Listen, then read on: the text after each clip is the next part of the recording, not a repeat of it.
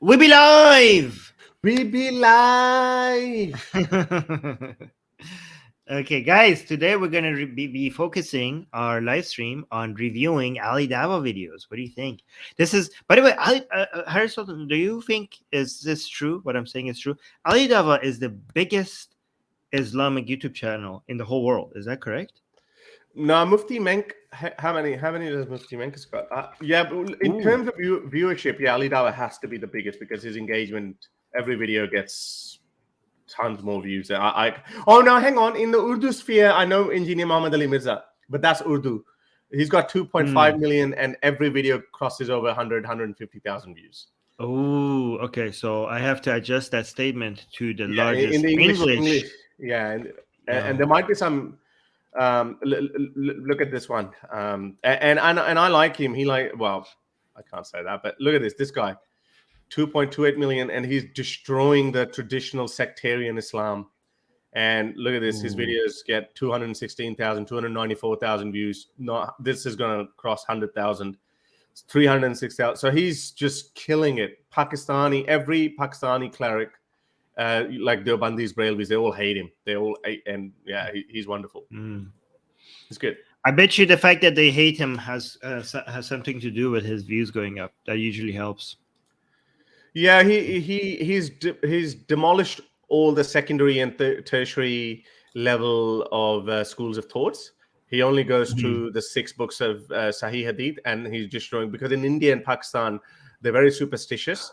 They have these secondary, tertiary level, what they call them, saints. We call them bazurgs, but they're kind of like saints. So they revived Islam in their own understanding. All right. Let's focus on Ali Dawah. Okay, because that's a lot of detail that people might not be familiar with. But I think now that we mentioned Mufti Menk, I think we should go with this one because Mufti Menk is mentioned as well. So what do you think? We should do this one? Let's do it. I haven't watched any of these videos. Oh, by the way, Mufti Menk has got 4.3 million subscribers. So I don't know if Mufti Menk is okay. The biggest or not. So this is two of the. Are they going at each other? Because this is like Mufti Menk event backfires, bad reaction. This seems like Ali Dawah is going after Mufti Menk. So this is like two of the largest Islamic YouTubers. One going after the other one. So that's pretty significant. Let's watch this. What is the aim of Iman channel? What is the aim of Mufti Menk and them doing this event? Light upon light. Yeah? Is it light upon light or darkness upon darkness? Wow, that's a big. Somebody prays one salah in the haram, it's as if they have prayed 100,000. Yeah. Because I will, inshallah. What happened to the audio? Yeah, it's not as loud. Yeah, is it like? I can hear him now. Oh, wait. Hold on. My audio got disconnected because I am connected to the Bluetooth of my phone. There we go. Light upon light or darkness upon darkness? Yeah, forward. There we go. I got fixed. Somebody prays one salah in the haram. Forward this part. You don't want to see this part? Yeah. No, you want to see the ad? Okay, let's go past the ad. Okay. Dear friends, hope you guys are well, inshallah, and having an amazing Eid. So on the 27th night, Iman channel every year does amazing events where 15,000 people come, break iftar together, have iftar together, break their fast together, do tarawih together, alhamdulillah. And this year was the same, and I was invited specifically this year to do a Speaker's Corner style Dawah stall, and I was there, alhamdulillah. And I'm going to be talking about, myself personally about these events, what I think about them. But in general, there's been videos going around TikTok about people complaining. I think there was a sister done it live. I don't know. I didn't really see it, but she done it live complaining about, the benefits of this or the harms, or I can't remember. I think it was very criticizing that there's free mixing, intermingling, and all that kind of stuff. Alhamdulillah. So I'm going to touch upon this because it's free mixing. By the way, for people who might not be familiar, is that it's basically men and women get to be in the same place at the same time, which they don't like. So they're criticizing the fact that the mixing of genders were allowed. It's very, very important. Now, I work with Iman channel closely, so there could be a conflict of interest. But I fear Allah subhanahu wa ta'ala also, because Allah says in the Quran, speak the truth even if it's against yourself or your kin. Now, I have to be just. I mean, if this was something that I disagreed with Iman channel, I would privately speak to them and give them the seer. I wouldn't even bother doing the video. But I'm not going to do that. Why? Not because I want anything from them. Wallahi, Allah subhanahu wa ta'ala is my witness. Wallahi, billahi, tillahi, if I am saying this because I work with them. Okay, No, anyone that knows me what kind of person I am. I don't care who offers what to me or what benefits I have from them. I will speak the truth. I don't care if they stop working with me. I don't care. Yeah, Allah. This is very strange because he keeps on criticizing Sajid Libham for criticizing him openly, right? But now he is criticizing Mufti Menk openly. He's like, if you don't want to start fitna or start like a drama, why do you go and publicly tell me? Like, the people who actually care come and tell me privately, and I adjust accordingly. But you are putting it out there publicly, so just so that you could get views. But now he's doing the same thing that he criticized Sajid Libham for. He's doing the same thing to Mufti Menk. No, am I missing something here? No, that I don't really follow these guys much, but yeah, I have seen him complain about Sajid Libham. And yeah, I mean that this is but maybe he sees himself as a new superstar because he's crossed the 1 million mark. Like he was Muhammad Hijab was celebrating it on Twitter, and he made this video of 1 million. He's like, oh, has it ticked over 1 million? And then he said, oh, it's got nothing to do with views. I don't take that. Like I'm only doing this for Allah and to spread Dawah and blah blah blah. So maybe he thinks he's like he's a $1 million league. So maybe a million subscriber league. Maybe it has earned him a right to criticize other people. Yeah, well, yeah, okay. What benefits I have from them? I mean, I don't think so, because he needs to have an Islamic justification. He brought a Quranic verse for that. Why can't Sajid Libham bring the same Quranic verse to criticize you? We'll see. I will speak the truth. I don't care if they stop working with me. I don't care. Yeah, Allah provides my risk, not you. So I want to be very open with you because I was there at the day, and I'm going to tell you how it was. Okay, now, first thing first, brothers and sisters, is that when I went there, I had my dawah stall. Alhamdulillah, I was there, and many people came. People came with shubahat about the issue of qadr, if Allah knows everything, and we have a will, how does that work? We have sisters. Wow, look at the people that show up. Look at this. Look at the drone footage again. Yeah, I don't know. I was going to ask you, is it in events backfire about the issue of qadr? Look at this guy. That's it. He doesn't look like he. He doesn't look like he's happy being there. Look, he's like, get me out of here. Look at this. Like, boy looks bored. Everybody else is contemplating. Why is he holding his hands like this? Why is he holding his hands like this? Aren't you supposed to like underneath your belly? Like your hand position should be like that. Yeah, I don't know. This is you guys. The Sunnis do this. Shias don't even do that. What do you guys do? Shias put their hands down. Yeah, well, they don't join their hands? No, they don't. They put their hands down. I know girls are supposed to go like this, and men are supposed to hold that's that Sunni. around the belly button. Yeah, I know, but I'm saying even amongst them, I'm saying these guys are all Sunnis. But look at the guy with the funny face, like he's holding like that's folded arms.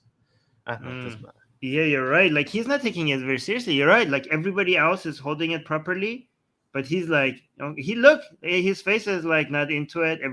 Look at this other guy here. He's like meditating. He's meditating. But he's like, whatever. What are we getting out of here? What am I getting out of here? Yeah.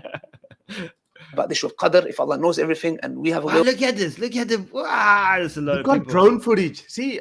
A lot of this is a lot of Islam is, especially in this modern Dawah scene, a lot of that is actually showing off force. It's like showing off, basically. That's why they go at these popular tourist spots and like historical buildings. They go there, do their tarawihs there, and they do all these like it's a show of force. It's a show of dominance. It's like, hey, look how many of us there are. We're coming. It's like it's. I think it's there to intimidate the other side. Maybe the Christians, but obviously it doesn't intimidate atheists. I mean, like, whatever, bro. Not to show their strength, show their numbers there. But, does it? I don't know if Sunnis is like that or they're like this. But what I see here, I could smell something as well. Well, it's visual, but I could smell, feet and sweat. I'm drinking, bruv. Yeah. Is it stinky here? Do you assume it's stinky here? Because I'm assuming that if you open the door and go here, the whole room stinks. Or I don't know if that's true, because that's my bad experience with mosques. Like the whole place, always, every mosque. Like This is how every time we open, like in Iran. Every mosque you go to or every prayer place you go to, you just open the door and just the stank of like unwashed feet and socks is like horrible. It's just disgusting. No matter how much air freshener you spray, it just doesn't go away. So I associate the gathering of Muslims with like stinkiness all the time. I don't know. I don't know. because of my I don't have experience. any bad experience.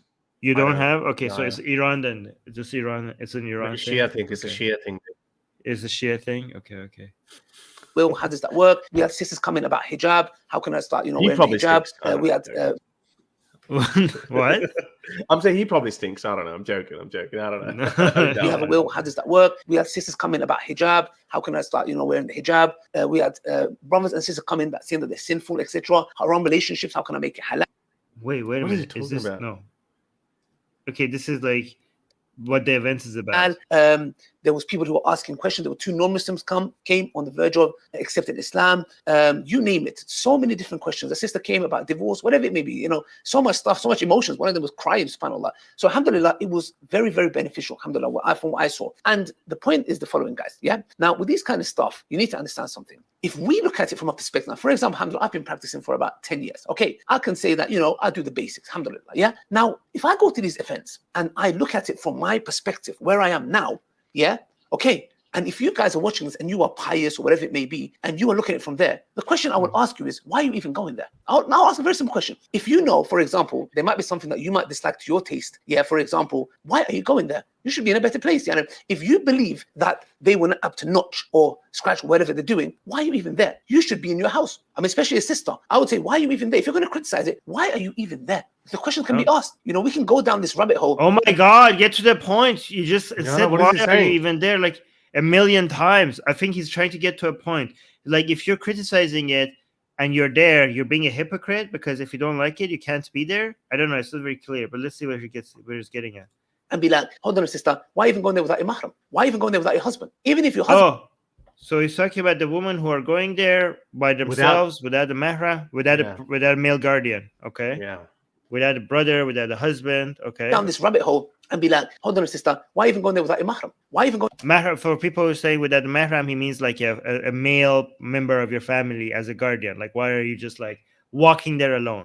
There without your husband. Even if your husband was there, why are you guys even there for? If we're going to make it seem as if this was an intermingling, free mixing event where Mufti Menk is promoting all this kind of stuff, number one, I'm going to say the following, guys. Okay, we need to get over our high horse because Allah says in the Quran that indeed He found you lost and He guided you. Yes? Okay. Now, brothers and sisters, you need to understand. So maybe like he did a clickbaity where it seems like he's going after Mufti Menk, but it seems like he's trying to defend Mufti Menk because it seemed like there was a reaction to all of this about why there was a mixing of genders at this event, and he's like, get off your high horse and don't be judgmental. I don't know. Let's see where it's going. Understand. Get off this piety attack. It's a piety attack. Okay. In a nutshell, I went on TikTok and I was thinking, okay, what's going on? I went through a lot of videos. Okay. I saw sisters there. Okay. Like on the TikTok. So this is why we watch these videos, because like this shows, like we don't follow all these TikTok videos and all the reaction, but if he's making a video about it, it seems like there was a major backlash to the mixing of genders at this event.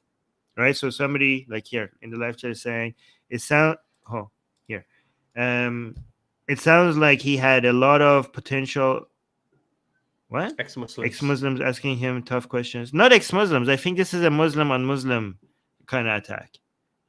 TikTok, I was just going and I was seeing what kind of people have come there. Okay. And I was just looking, like going through it, and I was saying, okay, what kind of sisters are these individuals? I would press on their account and I realized some of them, I would like obviously press and I realized that they don't even wear hijab. So I would just go back to the videos and I realized there were people there who were not even practicing, who were not even wearing the hijab. Literally, one of the sister who was wearing the hijab in the event, I saw it, I was thinking what she's saying about it, how she found it. She found it very pleasant, the food, the atmosphere. And I went to her account and I zoomed back out because I realized that the sister doesn't forget wearing the hijab. She dressed very inappropriately. So I had to fly out her account and I thought, subhanAllah. But it made me realize something, that this sister was not even, forget wearing the hijab. She was dressed inappropriately in her accounts. Yeah? May Allah subhanahu wa ta'ala guide on us. Okay.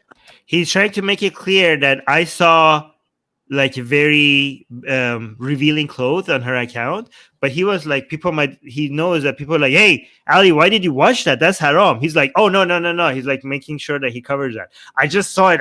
I was out of there like ASAP. Yeah. I just saw it accidentally, okay? I wasn't like spending time there watching all these like her in a bikini, her modeling. that's not what's happening. I didn't see all of that, with the excuse of doing research. It's like, oh, I just saw it and I was out of there. Okay, I promise. So that's why he's trying to cover his. But I think this is where he's headed. I think his main beef is that, first of all, why is it mixed? Because a lot of women were there without their mahdams, without their male guardian. And B, he even covered that. He said, maybe even if you had your husband, why are you there? Why can't you ask these questions, whatever questions you have? You can ask them privately, because, that's a fair point. I mean, you can send an email to an imam, your local scholar or whatever, but is this like a star power? Are you struck by Mufti Menk's star power? That is Mufti Menk's promoting that. That's why I'm going to be there. So get off your high horse, this piety high horse. But I think what I started off as, that it seems like Muslims are obsessed with projecting this image of huge numbers and strength. And I think he's actually going after that. There's no need for it. That's what I've gathered so far, but I don't know. Could be wrong. He might, because he's a bit clickbaity though. He is a bit clickbaity. He's also not very clear. But he just looks on TikTok, looks on social media, and he just sees that there's a drama going on, and he speaks like the Quran, so it's a little bit vague, and it's vague enough for his audience to be able to get whatever they want out of it. You know what I mean? So that's one reason why I think he's so successful, is because, first of all, he speaks very, without a lot of intelligence, which his audience are at a lower level. So, for example, this is why Ali Dawah might do better than Daniel Hairaju, even though Daniel Hairaju speaks a lot more intelligently. Cleverly, yeah. A lot of his audience, a lot of Muslim audience, are he's speaking above their level, right? But Ali Dawah, he's just like a random dude that is just talking about Islamic stuff, and people see this is, how some adult videos where the man is not attractive gets a lot more views, because a lot of not very attractive men. Is that the reason why? No. This is actually a thing, because they can see look at this not attractive man being with this really gorgeous woman, so they could see themselves in that position. Yes. If it was a gorgeous man with a 6-pack ab and something, they were they get intimidated. Yeah, I would never. Of course he's gonna get. Yeah. I don't look like him. Of course he's gonna get all the girls. Yeah, that's right. Yeah, so this is kind of like that. This is kind of like Ali Dawah. A lot of people are like, why is he getting so popular? This guy is like an idiot, right? Well, that's exactly why, because it's at their level. They could relate to him. But again, he speaks. Yeah. But I think we credit where it's due. He's a professional YouTuber. I know you and I, we both know, because we've been doing YouTubing for quite a long time. But for him to consistently grow his audience and to consistently keep getting views by reacting to videos or whatever it requires to be a successful YouTuber, he has achieved that. I'm looking at he's got in the last 30 days, his views are sitting at about 8 million. 8 million views a month could mean anywhere between 16 to 20,000 pounds for a month. If you've got adverts on, and obviously he's got them on, and then on top of that he gets promos as well. So that's a pretty decent amount of money he's making. Again, I'm not going after it. Well, I guess I should be, because that is not supposed to be his goal, as he said in his 1 million celebration video. That it's not about my whatever. Why have you got ads on? So it's good money. It's good business. 20 grand. Let's just go with a conservative estimate of 15,000 pounds. Because you get about £2 per 1,000 views. So, and he's got 8 million. So if he's getting £16,000 a month, why? I think everyone would be compelled to keep churning out these videos. Right. Okay. Let's switch. And I thought to myself, subhanAllah, if as a person who is practicing goes to that event, I can criticize a lot of stuff. I'm telling you, I could have. Number one, was there free mixing? Yes. Did I see people kind of intermingling? Can you say? Yes, there was. I'll be honest with you. I saw. So guys, this is so backwards. It sells. I want to. But Armin, it sells. It sells. It works. This is exactly the kind of product that they're selling, and it's working. This is why, especially in the English diaspora, Muslim diaspora living in England, and I'm guessing the bulk of his audience comes from the UK diaspora, Muslim diaspora living in the UK, and they have very successfully radicalized this Muslim youth in Europe by selling these conservative, conventional Islamic values of, mahram, not mahram, women should be separate, and, brothers and sisters should not be there, you should cover yourself up, etc. It works, it sells, and this is what he's built his audience on. So he's not going to do a 180-degree turn and he's going to say, well, sorry, by the way, it's okay. Even though, just making a point, you look at, I saw a thumbnail where him and Hijab are sitting and they're advocating, I haven't clicked on the video yet, where the thumbnail is very clickbaity. It says that, don't tell your wife that you have another wife. Like basically, and the woman that is in the thumbnail, she's saying that, oh, that's cheating. But if you go back, he didn't even used to show his wife. He didn't even used to show a woman figure in a niqab because he was like, oh, this is haram. But now he's conformed a little bit because he wants to sell his product. Yeah. He wants to push he keeps on trying to push the limits, the red lines that he's not supposed to cross. And then he watched how the audience reacts. And I think this might actually be a strategic video as well in that sense, because he's trying to, like, instead of saying, get off of my back, the more strategic to do is to go to a defense of another person that other people are criticizing, so that when it comes to his turn, when people are like jumping on them, like when his turn to cross certain lines, he's like, they come and defend him as well. That would be strategic if he has that long-term plan in mind. Yeah. Did I see people kind of intermingling, can you say? Yes, there was. I'll be honest with you. I saw this stuff happening. Yeah. Was it like everybody's doing it? Nonsense. Yeah. Now, let me tell you that somebody who thinks from it. That sounds like a straw man. Was it like everybody was doing it? Nonsense. I haven't seen the criticism that people have made on TikTok, as you say, but I wouldn't assume anybody would say like everybody was doing it. That would be a weird like criticism. I think like he's just straw manning what the criticism is. Like people would be like, oh, why is there mixing of genders at this event? They wouldn't be saying like, why is every single person mixing genders? Like that's not even a claim that you could make. Like what does that even mean, right? So but look at the response. Yes, there was. I'll be honest with you. I saw this stuff happening. Yeah. Was it like everybody's doing it? Nonsense. Yeah. Was it doing it? Yeah. So a single man showing up alone without talking to a woman would be enough for you to say that everybody was not doing it. What kind of I don't know. That seems like a dumb response. Yeah, I don't know. Yeah.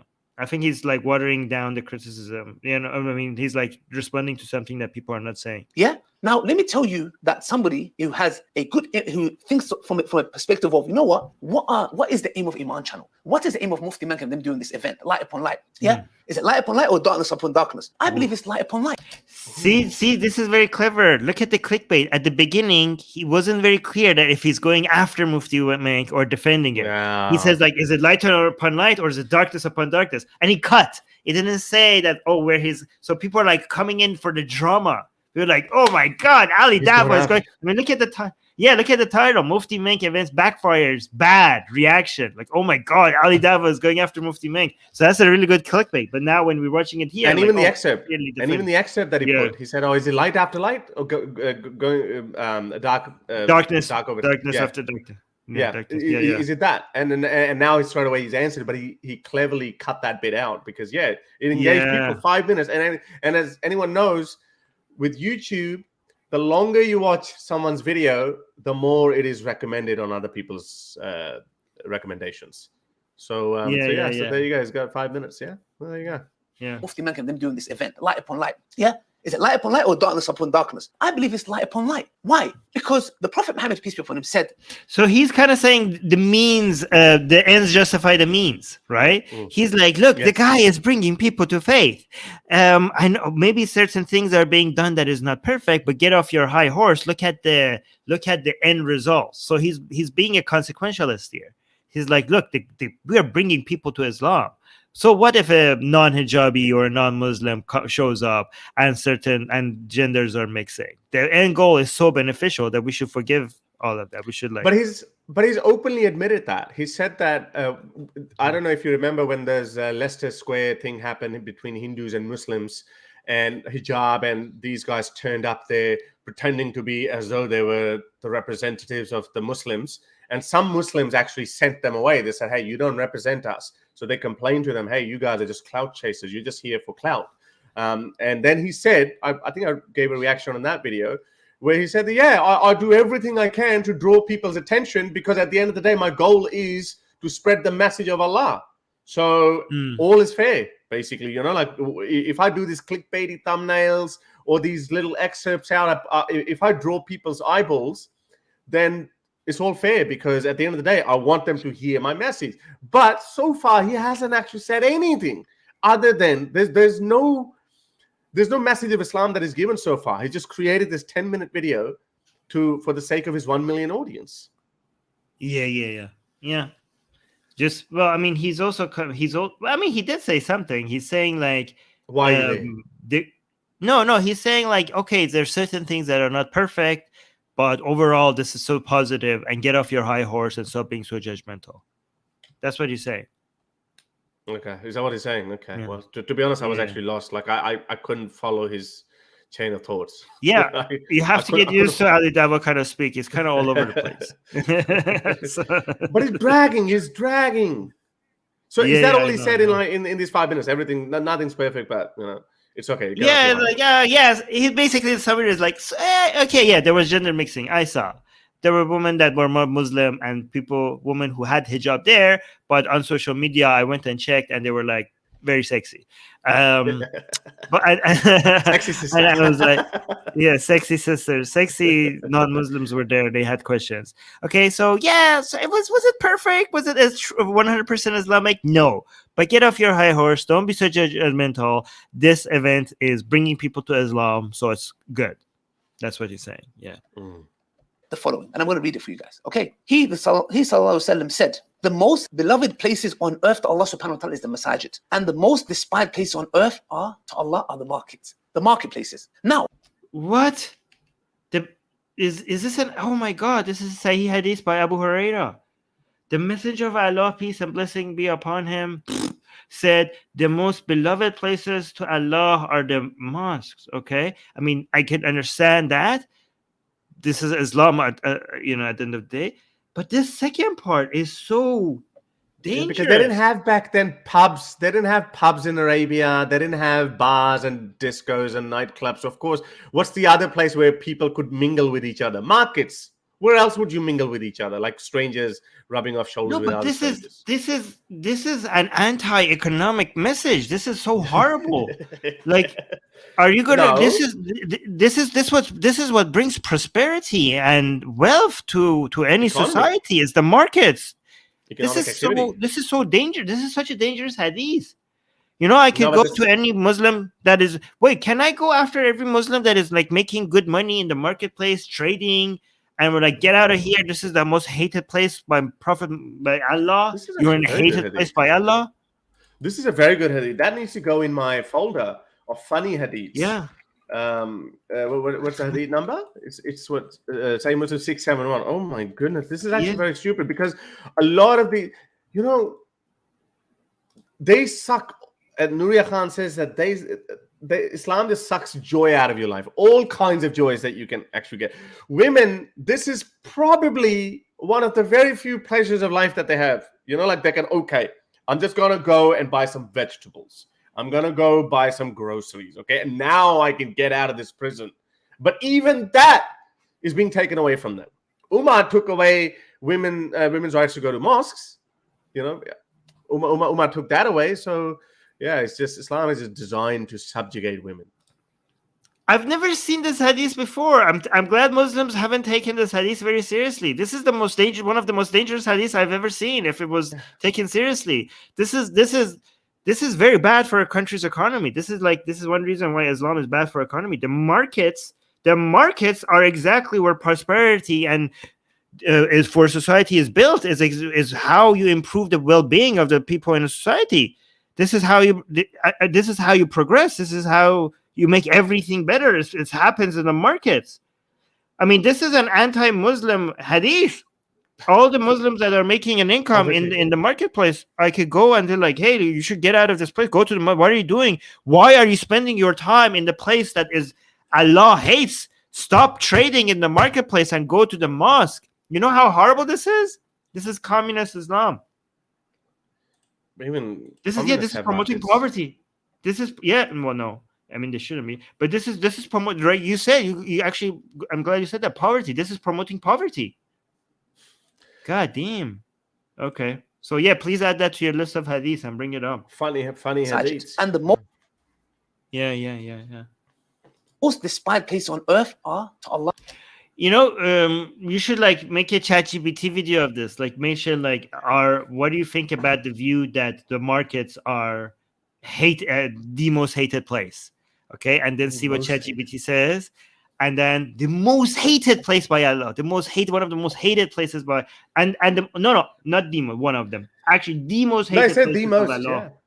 Yeah. Does that mean no? But does that mean, Armin, clubs, brothels, pubs, gambling houses, casinos, they are less hated than the markets? Well, they're markets because their trade is being happening there. Yeah, okay, I get it. Okay. Yeah. Well, yeah. The exchange of goods and services. Yes, exactly. Allah are the markets, the marketplaces. Now, just bear this in mind. If we lived under an Islamic country, Islamic state, will there be markets? Yes, there will be markets. Is the Prophet Muhammad, peace be upon him, forbidden markets? Because he would have said clearly it's haram for you to go to the markets. No, he's not. He's saying that there are evil there. Now, if they're evil there, is there also good there? Yes. He didn't say that they were evil. He didn't say what the reason. See, this is what they do. The hadith says this is the most hated place by Allah, the most hated of all places, Allah. But now they just like, it doesn't make sense to them. So here comes the tafsir, the added stuff that is not there. Yeah, exactly. Like, you're just adding stuff to the hadith that is not there. Like, but it makes sense though. But just to be fair though, but why are markets the most hated places in the eyes of Allah? Does it say? Yeah, I know it doesn't say that. Yet this is why we say Muhammad is a poor author, or is a poor conveyor of message. He's a poor messenger because he's left it open to interpretation. And of course, Muslims who are so obsessed with honor and women intermingling with other men or seeing other men, it's not even mingling really. Like, they're not going there and chatting up men. Imagine that. In the 7th century Arabia, just the woman goes there and she goes, hey handsome, how's it going? I doubt she's having those conversations. But because they're so obsessed with controlling women that they want to keep an eye on them, they're watching like hawks. Whatever you say will be held against you, and you would be accused of adultery or fornication or whatever you want to call them. So, but that would be the logic behind it, because it's like, women are going to be there. Yeah. Okay. Well, I mean, it doesn't say. You're right. So he's saying, if it says it's not because it's haram, the markets are haram. Okay, sure. It doesn't say that it's because it's haram, but it still says that it's the most, like, when you are there. I could just go and remind you, sir. Do you know that you're now spending a lot of time, okay, in the place that is the most hated by Allah, okay? And think about this. Think about during the day. Yeah, how much? Like, let's say you're a businessman or you're trading, you're selling fruits, okay, and that's your job. I'm like, okay, how many times have you prayed, sir, during today? Like, okay, I pray 5 times a day. How much time do you spend inside the mosque every time you pray? I could be like, I don't know, 10 minutes, 20 minutes each time. Okay, so add that all together. Let's say like 1 hour every inside the mosque. How much time do you spend selling your fruits? 7 hours, 8 hours, 7 hours a day. Like, oh, you see what's happening here? You spending more time 7 hours in the place that is hated by Allah than where the place that is most loved by Allah. Yeah. So maybe you want to equal. Let's see how dangerous that line of thinking is. Even if the hadith doesn't say it's haram to be in the marketplace, but look at your priorities. Look at where you're spending most of your time.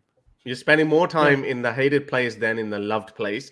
And this is why Muhammad used to make up this stuff, and that's why he came up with these riqat of sawab, of virtue. He's like, okay, if you pray this, then you're going to get 70 times virtue, or the points, they call them, like the virtue points. So it's like, so this is how they're going to extend it, and they're going to cover for Muhammad, unless there's a hadith for it, like, 1 minute of a minute spent, 1 minute spent in a mosque is equal to an hour spent in a market. So that's how they balance the equation. Just to cover his tracks. another solution, okay, is to turn your fruit store into a mosque. You're like, hey, anybody can come and pray here. What about cancel it? Cancel that out. No, another one. What if you're selling the copies of the Quran and the books of Hadith in a market? Ooh, it's still the most hated place. Hey, I'm selling Allah's word. Nah, still the most hated place. Muhammad didn't think these things through. You know, he used to make stuff up as he went along. He just like, he might have seen it in a market. He might have seen some women walking around, some men walking around. He would have been like, oh, this is horrible. This is a breeding ground for sex. I can see these people banging the shit out of each other. And there you go. You know, I'm not going to do it. So. Oxymoron is saying, isn't mosque also a market? Kind of it is. It's kind of is a place selling that you're selling some good.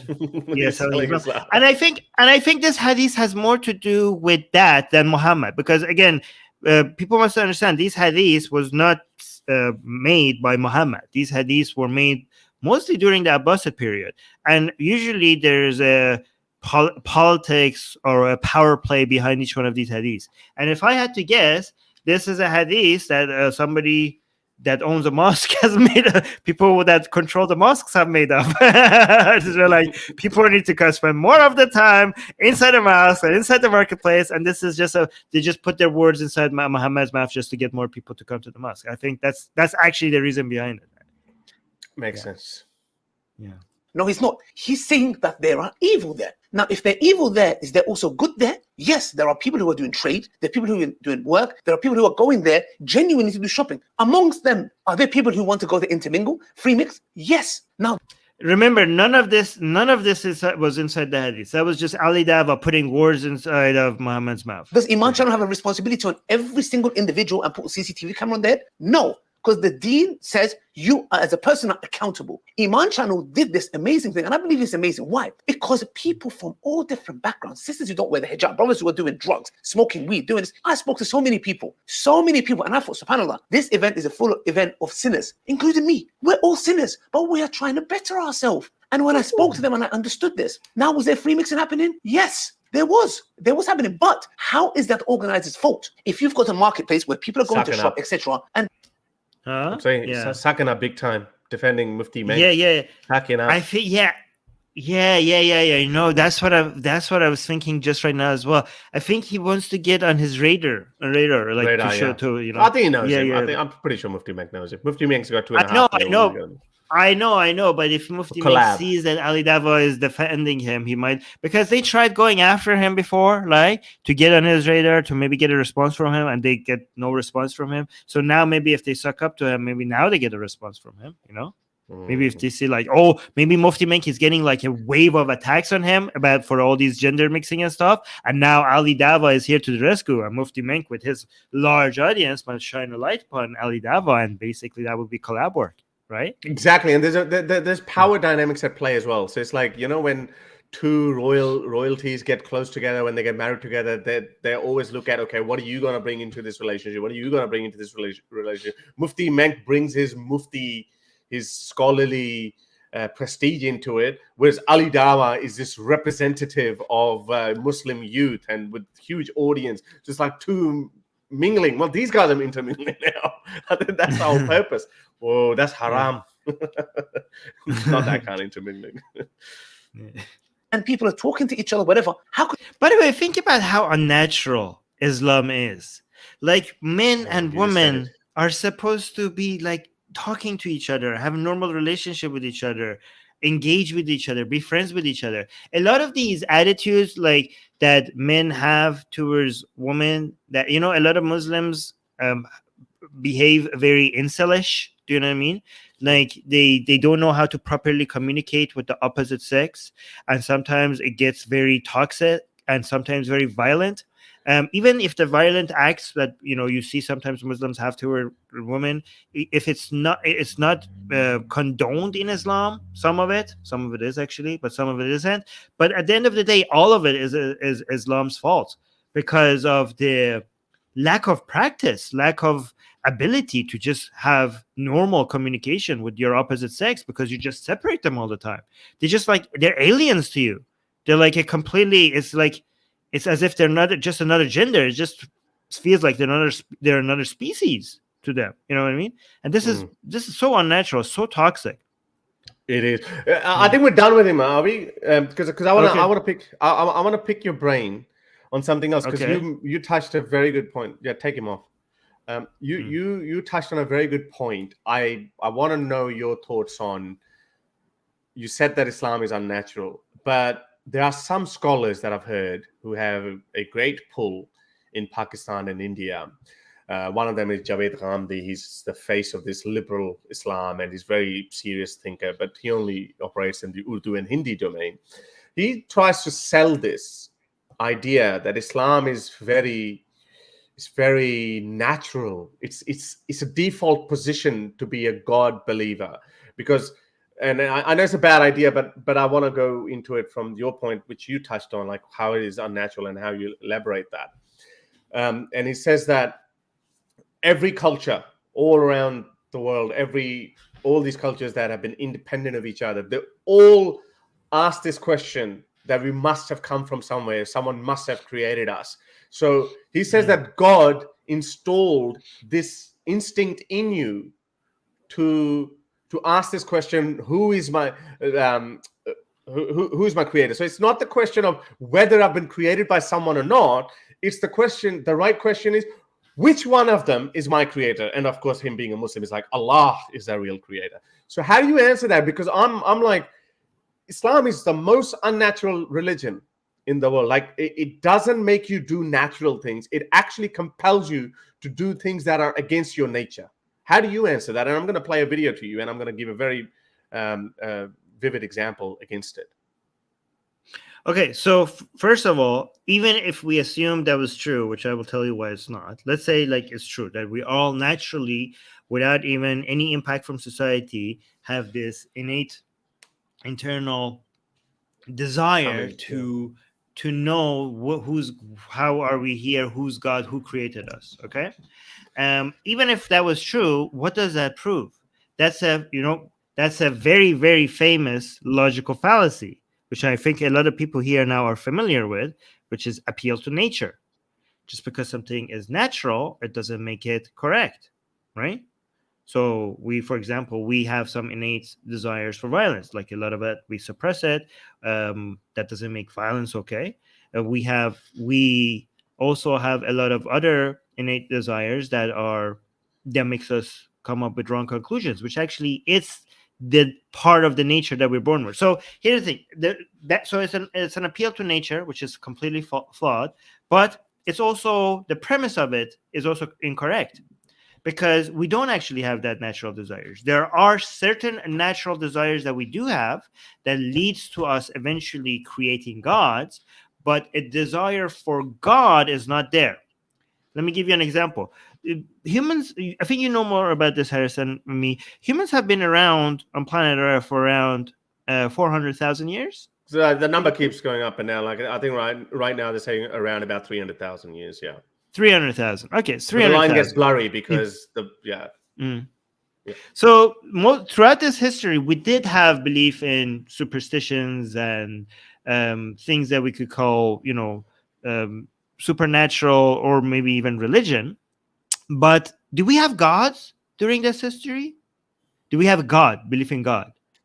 No, we didn't.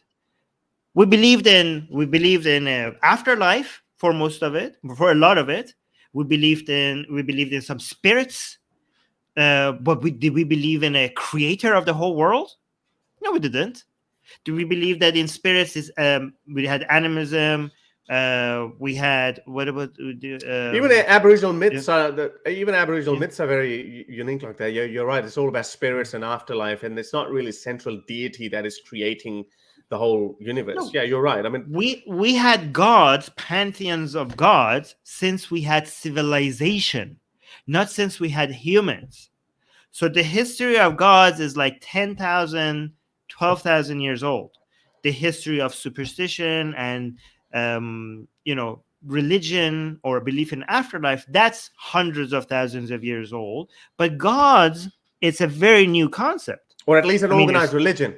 Organized religion is definitely 10,000 years old. I mean, we can't find anything before that. Yeah, but before the organized religion, these things that we believed in were not creators of the world. It was not the creators of everything. Even when we started having organized religions, we had gods and main gods and other gods, and they had managerial roles mostly.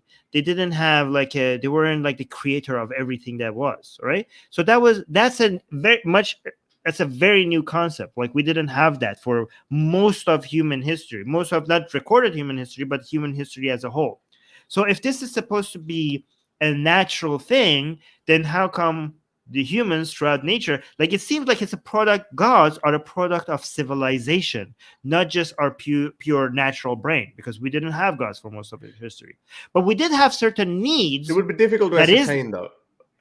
Saying that there was no concept of God would be a pretty big leap of faith, because we just wouldn't be able to tell much. I mean, in archaeology, all the evidence that we find of afterlife, burial, and doing some ceremonies, we find that evidence, but that's just through artifacts that are left behind. There's no written history. That's why we can't tell what exactly did they believe in. Did they have a central God or not? So I think historians don't really agree on that there was no concept of God. Oh, no, they do.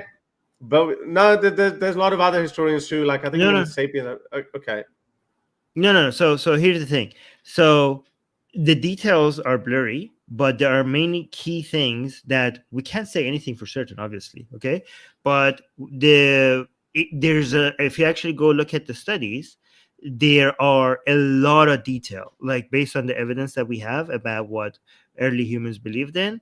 There is a lot of detailed study on this. Okay, and we have a lot of conclusions, a lot of very detailed conclusions, and a lot of it, not all of it, but a lot of it is agreed upon. Okay, and not having gods as we know what gods are today is something pretty unanimous. This is pretty clear. Like, this is something that we could actually see. It's actually very interesting. We could see the evolution of these beliefs step by step through all the evidence that people have left behind, right?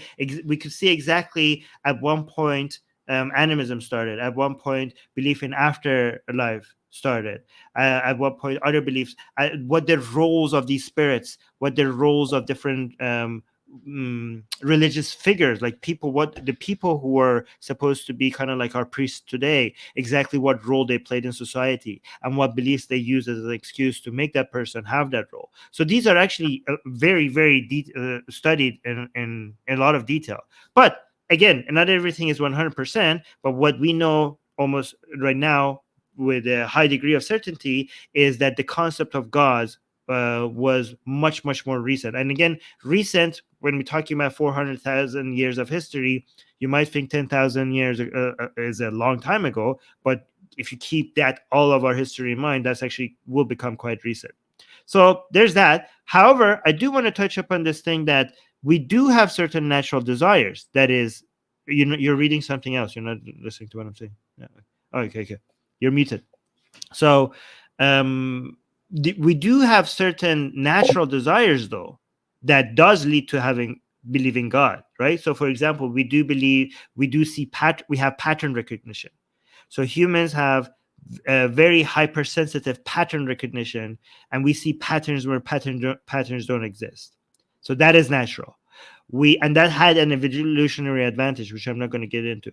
We do see agency where agency doesn't exist. And again, that had an evolutionary benefit that helped our survival. However, because of pattern recognition and because of seeing agency where agency doesn't exist, that is our natural desires that we have, natural characteristics that we have, and those natural desires and characteristics eventually lead to, and a whole bunch of other things. For example, belonging to a community, following your tribe, all of that, finding a sense of awe, finding a sense of meaning, all of these things, all of these desires that had at some point benefited us for our survival, led to us creating gods.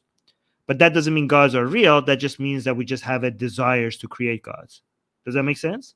Yeah, I mean, I disagree with a few things, but I think overall I agree with it. That because there's a high uncertainty of knowing, for example, burial rituals have been observed, but it is difficult to say.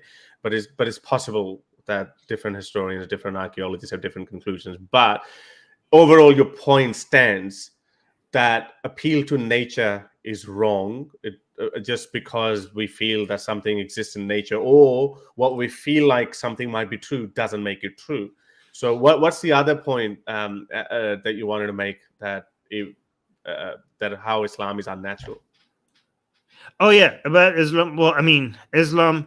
Again, it matters what we mean by unnatural, because based on one definition, certain definitions of natural and unnatural, everything humans do at the end of the day is natural, because we are animals, and animals, whatever animal do, is part of nature. Okay, but when it comes to saying what we mean by unnatural, it means based on our innate characteristics, it's very unproductive and unhelpful to flourishing and happiness and increasing well-beings, right? So it's unnatural in the sense that based on our natural desires and needs, there are better ways to make us achieve our goals and happiness and well-being.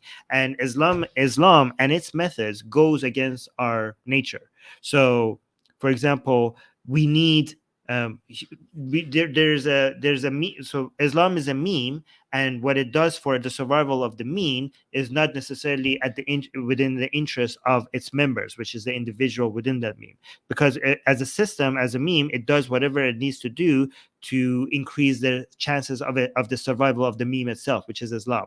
And it will sacrifice the members of that, the happiness and the well-beings of the members of the meme, to make sure that it betters itself. So if that, even if that means more misery and less well-being for each of its members, like the Muslims that are in there. So, for example, we know that we need human contact. We need with not just with the members of our own gender, but with members of the opposite gender.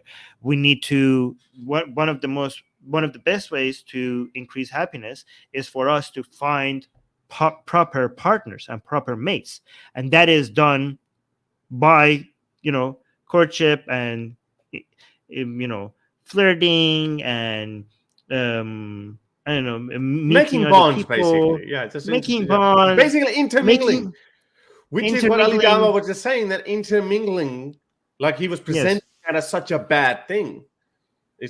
Making mistakes, having bad sex, so you fail, so you learn from your failures. So here's throughout history, throughout human civilization, we try to the history of human civilization, we make a lot of mistakes, sometimes really bad mistakes, right? And we say the wrong things, and we embarrass ourselves, and we have sex that is horrible, but we learn so that eventually, when think about how important part of your life is finding an ideal partner, right? But imagine you making all those mistakes that you're supposed to learn from after you settle with the partner that you're supposed to have. That is unnatural. That is not how it's supposed to happen. You're supposed to practice. Young boys and girls are supposed to practice and make their mistakes before they eventually settle with somebody and make a family with them, not after. That's not how it's done.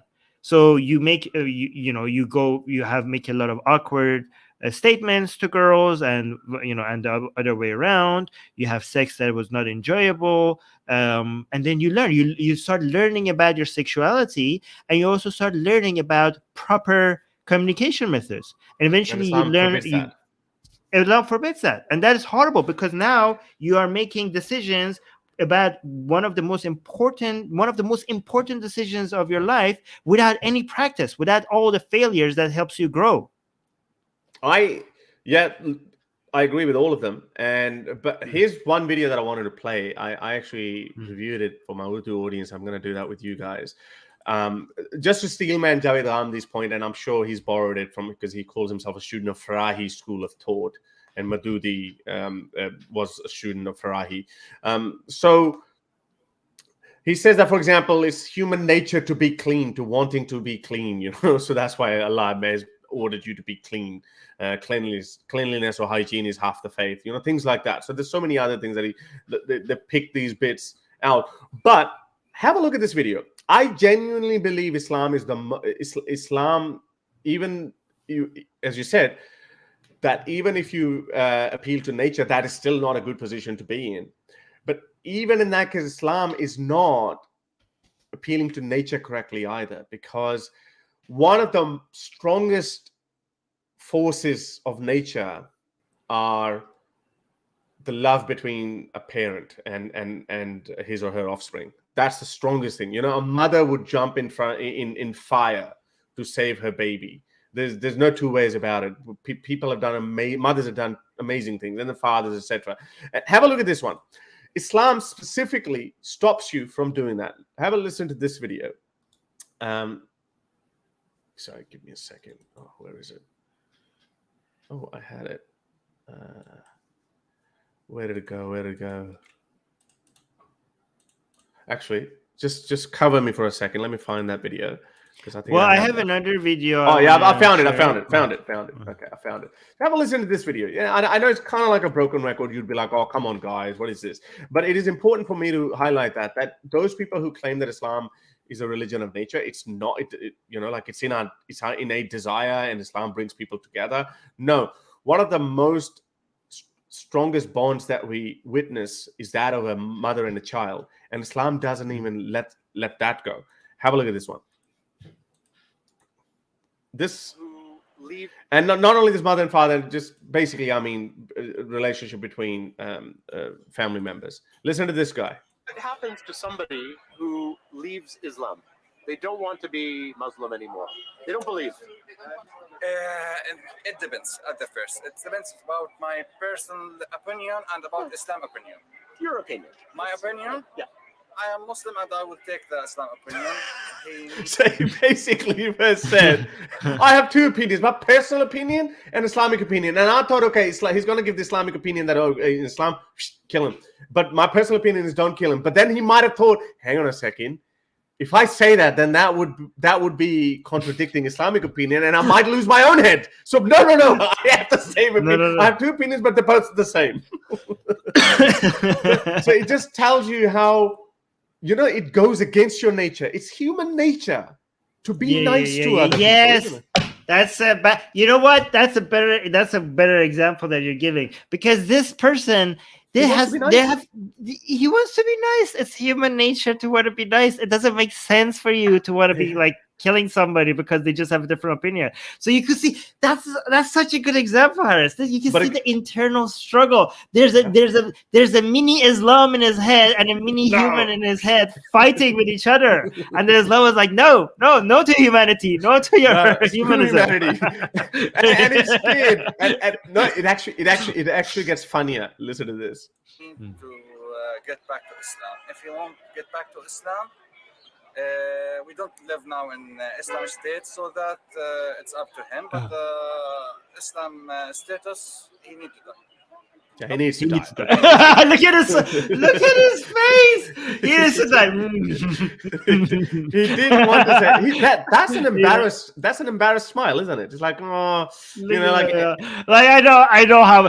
That's a sign that is admitting, like, yeah, I screwed up. This is bad. I know this is bad, but yeah, it's Islam. What are you gonna do? What are you gonna do? Oh my God! But it gets even better. Listen to this. Okay. So if your brother says, I am leaving Islam, I don't believe. I can't say that. I didn't put in this situation. Maybe my brother, I will choose another thing, actually, because Oh my God. Brother. Of course, that's the thing. But someone you don't know, you think they should die? So for the brother, he said, wow, I don't want him dead. See the conflict in people's mind? Yes. And again, like I'm going to say, okay, good on you. Thank you. You're a better person, because there are people out there who do say that, oh, if my brother, my son, anyone who did it, I'll kill him. people do say these kind of horrible things, but at least he's a better person than saying no, he wouldn't do it. No, but look, this is like, look at the levels of Islam influencing you, right? Yeah. So try to destroy your humanism, it may be like somewhat successful, but trying to Altruism. destroy your family bond, like not that successful with this guy. So there's different degrees of Muslim. How much of Islam in your brain has managed to be able to take over your emotional, your human need for kindness. Okay, for this guy, okay, a stranger, I guess the man gotta go. Your brother, come on, nah, not my brother. But if he was a more proper Muslim, of course, even my brother. If he was more Muslim than another Muslim that was like more Muslim than this guy, he was like, so this is like, that's why you shouldn't see as how Islamic and Muslim is. It's not a binary, okay? It's like a different degrees, okay? And this guy, Islam hasn't been able to completely destroy this man's humanity because he would not want to kill his own brother. Exactly, but such a simple point, such a.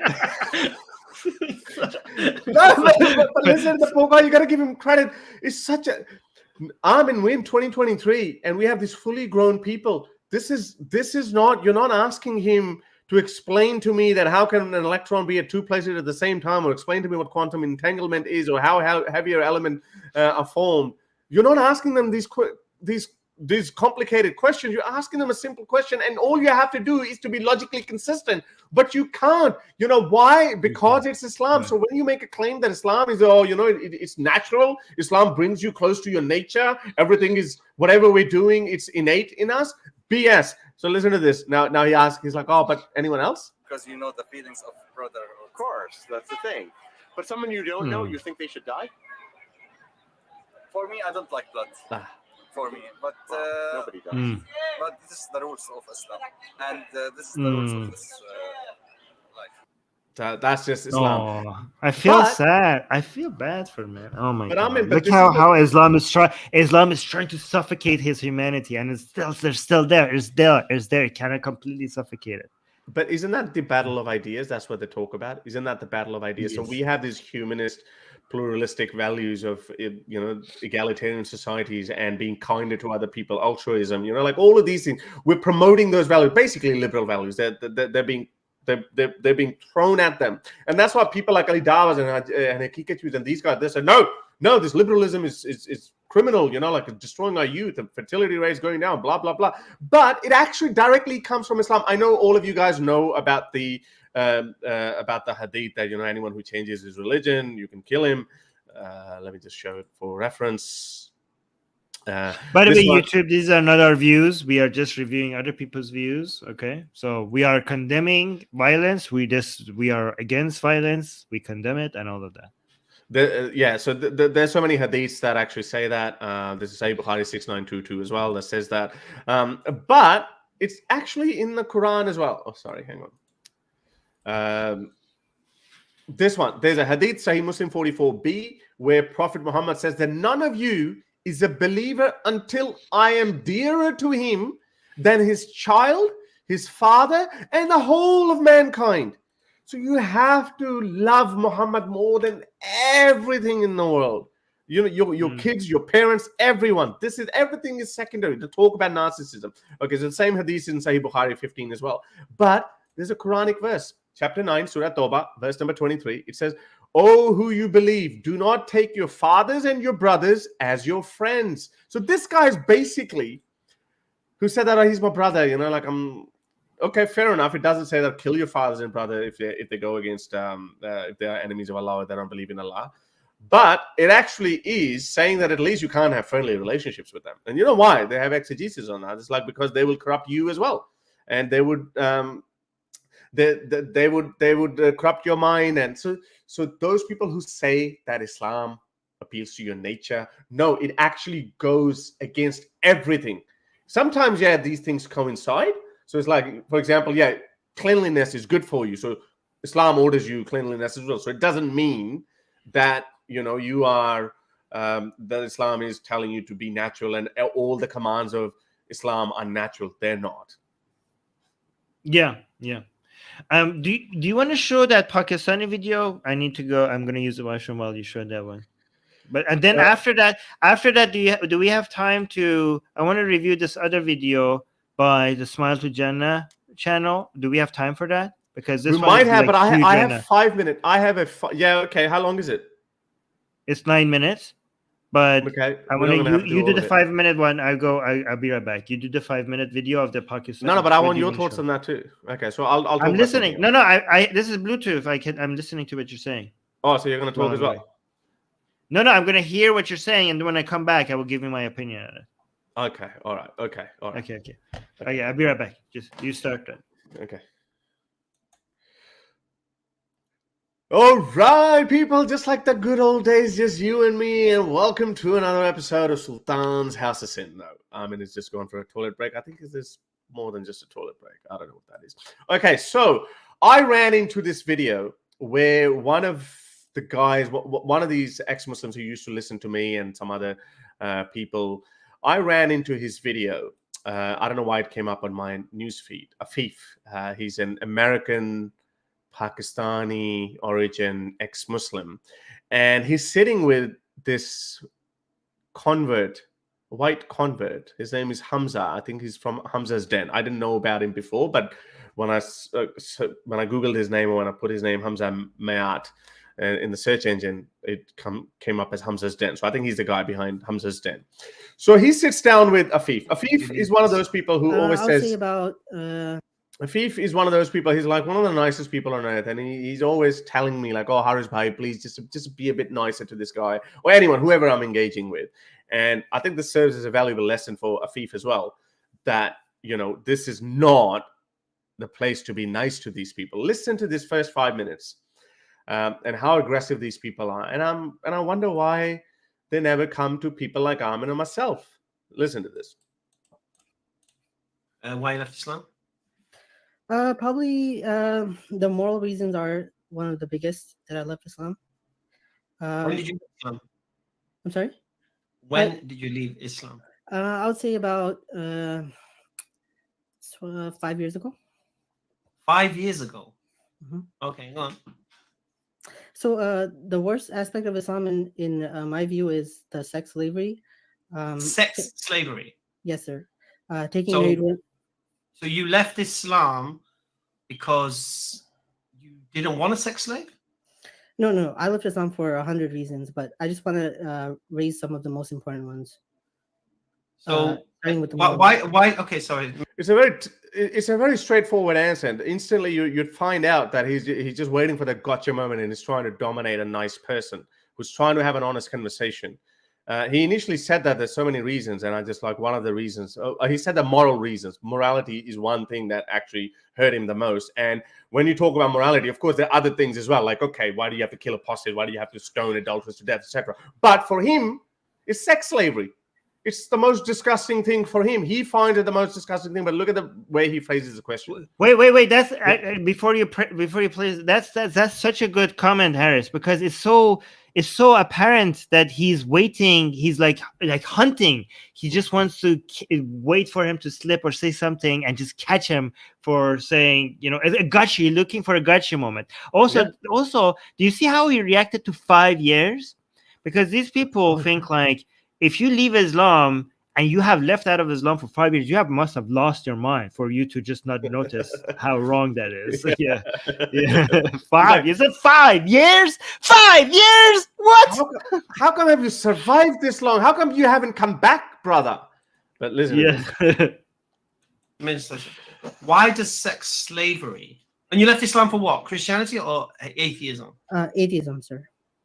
So you believe because sex slavery exists, you believe, or existed, you believe that means God doesn't exist? Lewis, did he say that? Look, no, he did not say that.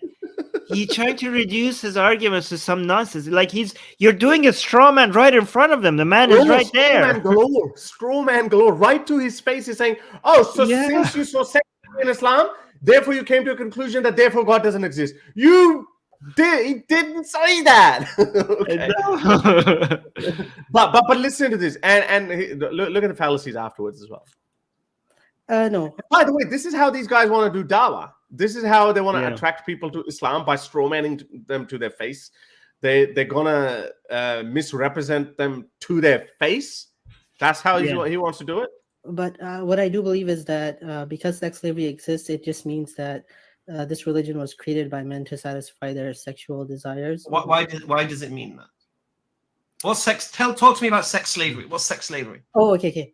Sex slavery just means that Prophet Muhammad and his companions would go and conquer other villages, and they would take their property and take the women and girls and make them into sex slaves and distribute them to. Whoa, stop. Where'd you get this idea of sex slavery from? If you can pull up a hadith, that'd be great. Sahih Muslim hadith number 145. I'm not pulling up any hadith, mate. You talk to me. Okay, sir. What? Hang on. So this is a hadith, but which one hadith is it? You can pull up a hadith, that'd be great. Sahih Muslim hadith number 145. I'm not pulling. One for what? Hang on, I didn't hear it. I think anyway. Why is he so hostile? You, Hamza, like, who's this guy? Calm the F down. The guy is talking to you. So, like, actually, you know what? Be hostile. Because we can just see how.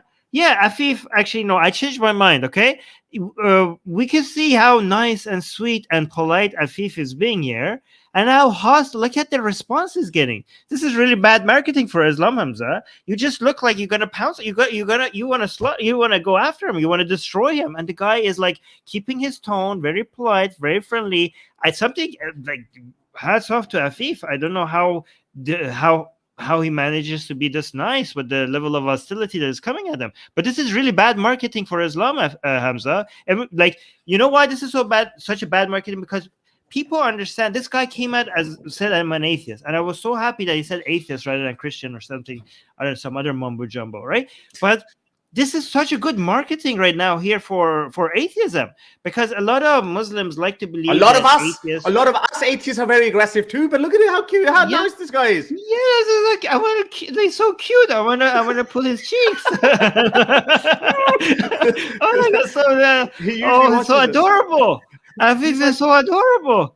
Okay, but like, yeah, I would have bitten Hamza's head off by now. That would have gone down. Like, I would have.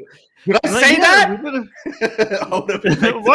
Wait, I'm like, what the? Are you an idiot? I didn't say that. Why don't you talk to me instead of putting words in my mouth? But if he's like, yes, sir, no, like, yeah, like, okay, oh, you don't want to bring up the hadith? Okay, I will bring up the hadith. Okay, but this is such a good marketing because a lot of people assume that atheists are all just a-holes. Yeah. Like, just like, the mass generalization. And he's coming, if they compare these two people here, they see like, oh, the Muslim guy is being the asshole one here, and the atheist guy is the polite, sweet guy that is being so polite here. Yeah. So thank you, Afif. Thank you for giving us this. Oh, where did you take it off? No, I'm just showing the hadith. This is the hadith he was trying to bring up, by the way, 1456. So this hadith has been reported on the authority of Abu Sa'd, blah, blah, blah. They took captives, women, on the day of Otas who had their husbands. So their husbands were still alive. Okay. They were afraid to have, so these companions of the Prophet who had raided this village of Ota on the day of Otas, and now they have put these men in chains. These guys are alive. Now they were afraid to have sexual intercourse with them when this verse was revealed, chapter 4 verse 24, that and women already married except those whom your right hand possesses. So basically, that's the one he's actually highlighting. He's saying that, okay, I find this abhorrent that you have raided a neighboring village and you are, their husbands are still alive. There's some other Turks as well. I can find that as well. But you get the point. This is sex slavery. This is it. I don't think any of those women were saying, hey, thank you for putting our husbands in chains. Here I am. Come and F me. As if anyone would do that, right? No, that just goes against logic. Okay, so but I'll just destroy his argument as he goes along. But because Afif is so nice and I think he was dominating him, that's why Afif just couldn't even make those points. But let's just make it. Hamza, if you watch this, one-on-one, you and me, let's talk about it, yeah? I've got a whole folder on the hadiths, and I'll show you what the sex slavery means. But look how he tries to gaslight him. Think of any hadith. You talk to me. Okay, sir. Sahih Muslim. Where does sex slave? Show me where you find the word sex slave. Yeah. Oh my God. Where do I find it? No, wait, look, you know what? Is if I'm showing you a hadith, for example, that Muhammad is like murdering a whole bunch of people for J people. I'm not going to say because YouTube might think that we're saying it, right? Like cutting their heads off. I'm like, look, Muhammad is mass murdering these people. I'm like, where's the word wait mass a minute, murder? is he? Where is the word mass murder? Like, dude is saying that it's killing 700 of them in one day. It says right here, like, yes, That's all mass but murder. it doesn't say. But it doesn't actually use the word mass murder, does it, Armin? Checkmate, Armin. Oh, okay, yeah. And use the word genocide. Genocide, one of the definitions of genocide is just removing, ethnically cleansing the place or just forcing them out. That also falls under genocide, right, Emma? Now, Jews and Christians, all of them were sent away from the Hijaz region. Now, that also classified as genocide. But, hey, none of the classical scholars use the word genocide, so screw you. Why are you using the word genocide? That's the logic here. That's the logic. Anyway, listen to it. But Afif is so simple. He's such a nice guy. He didn't pick up on the fact that he's just going after the actual word. Yeah. Oh, it doesn't actually say, capturing women and having sex with them without their permission. But hey, it doesn't mention sex slavery. It doesn't have those words there. So I guess it doesn't have sex slavery. Okay. Yeah. Oh my God. Yes. Surah Nisa verse 20. No. Tell me about sex slave. I want to hear this term sex slave. Where is this? Nisa verse 24 is sex slavery, you idiot. أو ما ملكت أيمانهم فإنهم غير ملومين أو ما ملكت أيمانكم. That is what sex it is. Slavery. Sex slave, captive women, bond women. It is literally because the Quran was so embarrassed of using the word, and there's so many other hadiths as well. Bring up 424. Guys, the entirety of Islam can be destroyed by this one verse. You don't need to know anything else about Islam except this verse in the Quran, and that is enough for you to piss on Islam. That's enough. This is the end. This one verse in the Quran is the end of Islam. But yeah, and also, Armin, this is a verse of convenience. See, the hadith actually says at that moment when these guys wanted to have sex with when they wanted to these women, they had put their husbands in chain. They wanted to them, but they were reluctant because they had more humanity in them than Prophet Muhammad and Islam. So they were reluctant to do it. And then conveniently, Prophet Muhammad gets this verse that also prohibited the women already bound in marriage. So women who are married, and that is obviously means other women like Christian women, whatever. All these women that they're married. Those who are already married are prohibited to you, except those who you have captured whilst fighting in Allah's cause. Yes, they are allowed. This is a better translation. So it's saying those who are married already. When I was a child, when I read this verse, I read the Persian translations. I even when I read the first line. Okay, I was done. I was like, okay, this is insane. Okay, it says those who are already married are prohibited to you. And here, except, even if you don't read the rest, you're like, what the, without reading the rest. What is coming? Basically, the Quran is telling you that married women, you cannot have sex with married women, except that's it. Even without reading the rest, that is already a red line. Wait a minute. There are married women that I can have sex with. So a woman that has a husband, there are situations where I can have sex with them. The Quran is saying they're not prohibited to you, even though they have a husband. Who are these married women that I can have sex with, even though they have a husband? Okay? It says, what is the exception? The exception is those who you have captured whilst fighting in Allah's cause. So if you capture women in war, even if they have a husband, you could have sex with them. Yeah. This is sex slavery. And it's telling you that you could do that even if they have husbands. Yeah. Do you need to know anything else about Islam for you to understand that this is a false ideology? And Afif's original point that it seems like it's been made by someone, but by men to satisfy other men. Look at this. We know the reason why this verse came. Look at this. This is another hadith, Sahih Muslim 1456. They took captives on the day of Atas who had their husband. They were afraid to have sexual intercourse with them. And that's the time when this verse came. So obviously at that point, there was no ruling from Allah that you can sleep with other married women. But no, there's an exception. We have this problem. What do? We have all these beautiful women. We have chained their husbands. What do we do? Like, soldiers, what do soldiers want to do? They're always like, even in this modern day and age, we have to keep an eye on soldiers. The first thing that they do is to inflict pain and humiliation on the enemy. They are their women.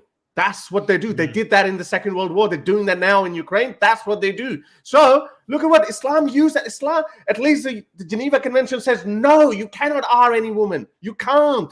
But here, Islam codified it in the most holy book, the Quran. And this guy tells us, oh, hang on, where does it say this? Where's the word sex slave? So hang on. Look at this idiot. Yeah. Wait, look at this idiot in the comment section. The one true Muhammadan is saying, Armin, this is what happened at that time, period. You moron. That's the problem. It's supposed to stay at that time. We know that people did evil shit back then.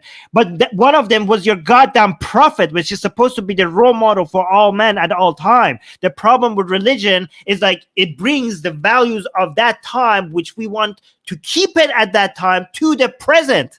Okay, yeah, it happened at that time. I know other people did it.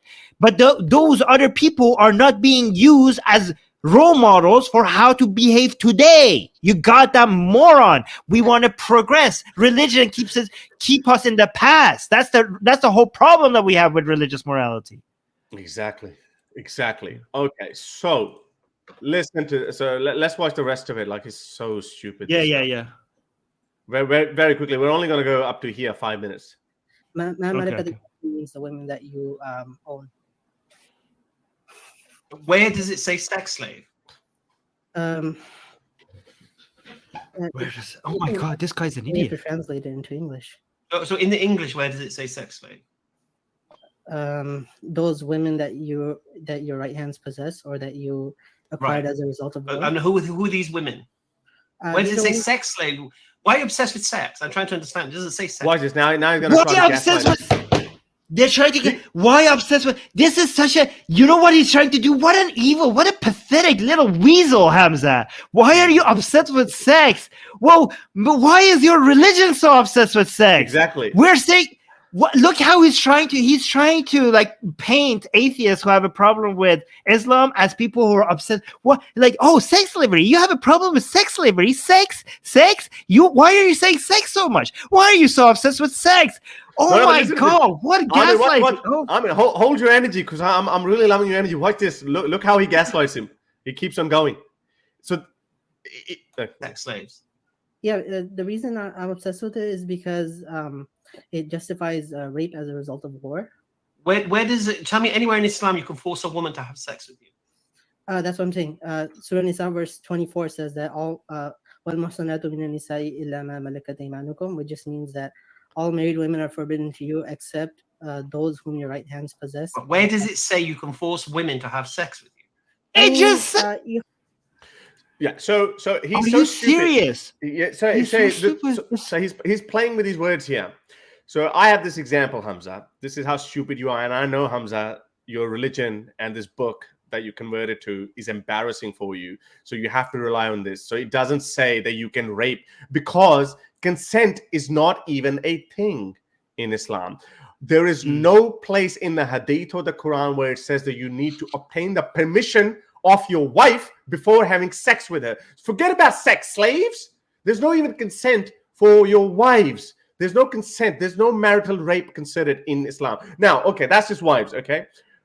Slaves, by virtue of it, and as you people love to tell us that back in those days, that's what they used to do. Okay, so if someone does something, if something is a norm, then you come in and you try to reform that. Then you specifically say that you are not allowed to do that, right? Otherwise, it's status quo, right, Armin? Am I right? Yeah. So, for example, if we live in a world where everyone pisses while standing, all men piss while they stand. So, okay, then you're going to say, no, pissing is all right, but don't do it while standing. And Prophet Muhammad said it. He said, don't pee while you're standing, right? Because it's going to splash and you're going to go in hell and blah, blah, blah. So he added a caveat, he added a condition. So Hamza, give me one verse or a hadith where it says that you need to obtain consent of your concubine. One verse, and I'll know. One verse, okay? I don't need your freaking secondary commentaries or whatever. One verse or a hadith, show me that you need to obtain a consent of your captive woman. Harris, they're captive women. They are slaves. When you have sex with your slaves, it's obviously without consent. Everything they do is without consent, including sex. Even whatever they do, if they're cleaning your tent, that's without consent. That's the definition of being a slave. Do you think you are capable? Even if you tried, you can't have consensual sex with your slave. Even if you make them to tell you that I consent, that is still not consensual, because they're saying it from the position of being your slave. Also, within Islam, you don't even need consent from your wives, let alone your slaves. It's a wife's duty. Within Islam, we have specific hadiths that when you want sex, your wife is not supposed to say no. Your wife is supposed to give you sex every time you want to have sex in Islam. And if that's the attitude you have in Islam about your wives, what the hell is the attitude with your sex slaves? Of course, there's no consent there as well. Also, we have hadith after hadith. We have Muhammad having sex on the very same day with a slave, that on the very same day where he killed the woman's brother, father, and husband. On that day, Muhammad had sex with her. Do you think she gave consent? Do you think the woman who Muhammad had sex with on the day that he had killed all his male members of his family, she was like, yeah, sure. Of course, Muhammad. We have within Islamic scripture, we have a guy that went with a sword to guard Muhammad. Yes, because he was like, Muhammad is like, why are you? He went to have sex with her, right? And this guy came with a sword, was standing there with a sword, and Muhammad is like, why are you here? And he said, well, because I'm worried that she might kill you. You just killed all her family. Yes. Oh, you have it here? There it is. Yeah, that's Tabari, volume 8, page 185. It's highlighted between that. Yeah, that's it. So he is just gaslighting. And I'm trying to find this video of Shabir Ali, where Shabir Ali explained that too. He said there is no... Sorry, there's no... consent for concubines. There's no such thing as concubine, because by virtue of her being a slave does not have his consent. It just doesn't. Wait a minute, look at this idiot in the live chat. Pakistani Defense Force is saying Christianity and Judaism and Hinduism also endorse slavery. Why only condemn Islam? Have we not condemned? Where have you been? Have we not condemned Christianity, Judaism, and Hinduism? Are you a moron? We have. Like, do we have to mention them every goddamn time that we're criticizing Islam? Do we have to always mention that Christianity also sucks, that Judaism also sucks, that Hinduism also sucks? Do we have to say it every time, you idiot? Why do you assume that we haven't condemned those? Why do you assume that we haven't condemned those? Yeah, because it's just natural with these people. They think that if you're talking about Islam, why you just and also, is this guy? They don't say. No, is this guy Hamza a Christian or a Hindu? We're reviewing a video and we're talking about him. How weird would it be? Like, this Muslim is defending Islam, and we come out like, oh, Christianity is so horrible. It condones slavery. What does that got to do with the video that we're watching? Stupid. Unbelievable. I don't know. Wait a minute. I'm not gonna come. People are saying calm down. Why would I calm down? I like being this way. Don't tell me how. Don't tone police me. Don't tone police me, guys. This is how I'm comfortable. I like being like this. Yeah. Okay. All right. Hang on a second. Let me play that again. Can you buy the? Actually, no. I'll edit that later. The Shabir Ali video. Okay, so listen to this. You kind of have to imply that, because if you're No, taking you a- imply that with your sick mind. I get that. Where does Islam teach this thing? Sick mind. To have sex with your sick mind. Oh my God. Yeah, well, watch how he turns it around. Watch. What an ass. What I'm trying to say is, if there's a married woman and you capture her and have sex with her while she's married to another man, where then does it that's- say you can force her to have sex? The key, you said rape. Rape Yes, is physical violence and force against a woman to have sex against her will. Where are you Right. getting this from? Why would a married woman want to have sex? I'm not interested in your. I'm not interested in your whys and whats and wherefores. I'm asking you, where does it say you can force a woman against her will and have sex with her? Just giving a very simple answer to that. Yeah. Yeah. Slaves Yeah. don't have, that's the status quo. Slaves don't have any consent. If you want to give consent to a slave, you would add that. Give me one verse, give me one hadith where it says that you have to obtain consent of your slave or concubine, then you can have sex. We'll all take it back, Hamza, but we know you're embarrassed, and that's why this is your pathetic little skill to do it. And also look how you know how they're trying to do attacking, you know, the person rather than addressing the argument, right? Yeah. They're like, instead of looking at what the argument is and criticizing the argument, he's attacking Afif personally with your sick mind.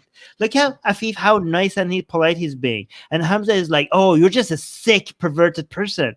This is what you're saying with your sick mind, okay? Make it personal, Hamza. Make it personal. Good job. Even when somebody is being this polite and this nice to you, just show your true colors. I'm sure it's going to work wonders for you. And here, let me show you this. What actually Shabir Ali and there's not even a disagreement in that. There's no disagreement. It's not like we're giving a fringe view or an Islamophobic view of sex slavery. You know, listen to this, what Shabir Ali has to say.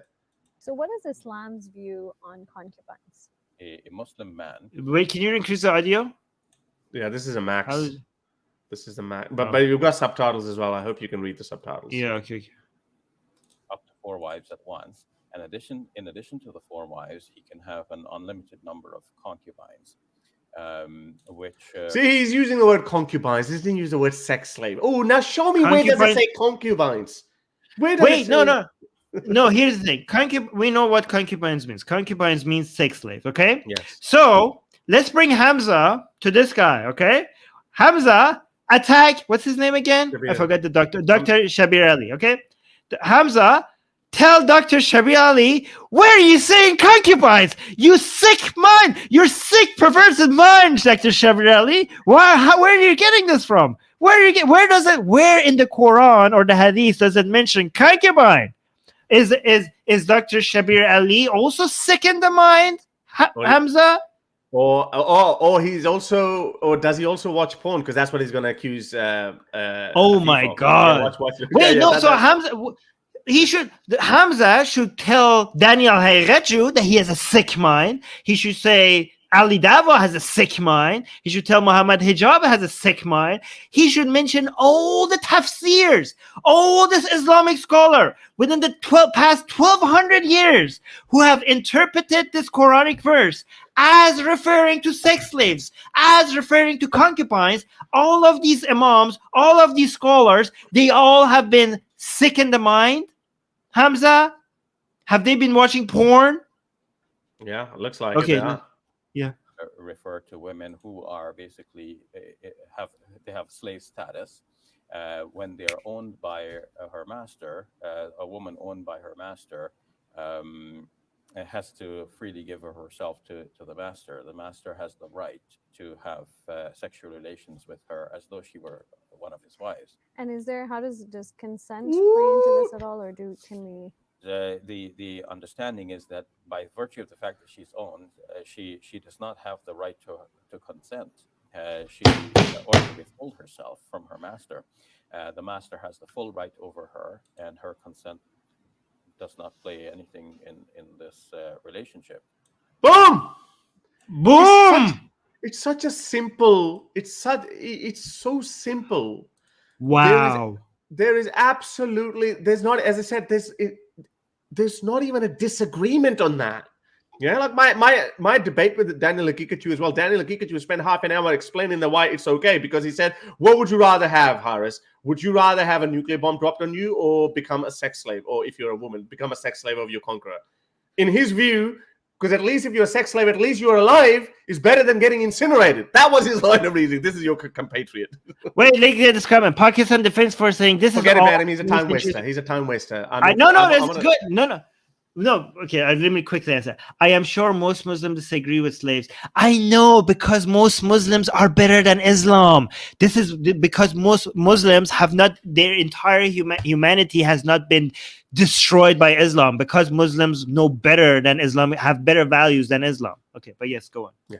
Okay, so look at this. So first of all, this is his whole argument. There's no disagreement amongst classic scholarship that a concubine, or what your right hand possesses, is your sex slave. She has no consent over it because she's a slave. Okay, she's a slave by virtue of your slave. If you have a male slave, if you order him to go and sweep in the next room, he has to do it. Okay, and then there are punishments for that as well, because he can't say, sorry, I don't want to do it today. He can't do it because he's a freaking slave. He's not your employee. Okay, he's a slave. He doesn't have free will. And the same thing with sex, with concubines as well. The sex slave. So now he turns that around.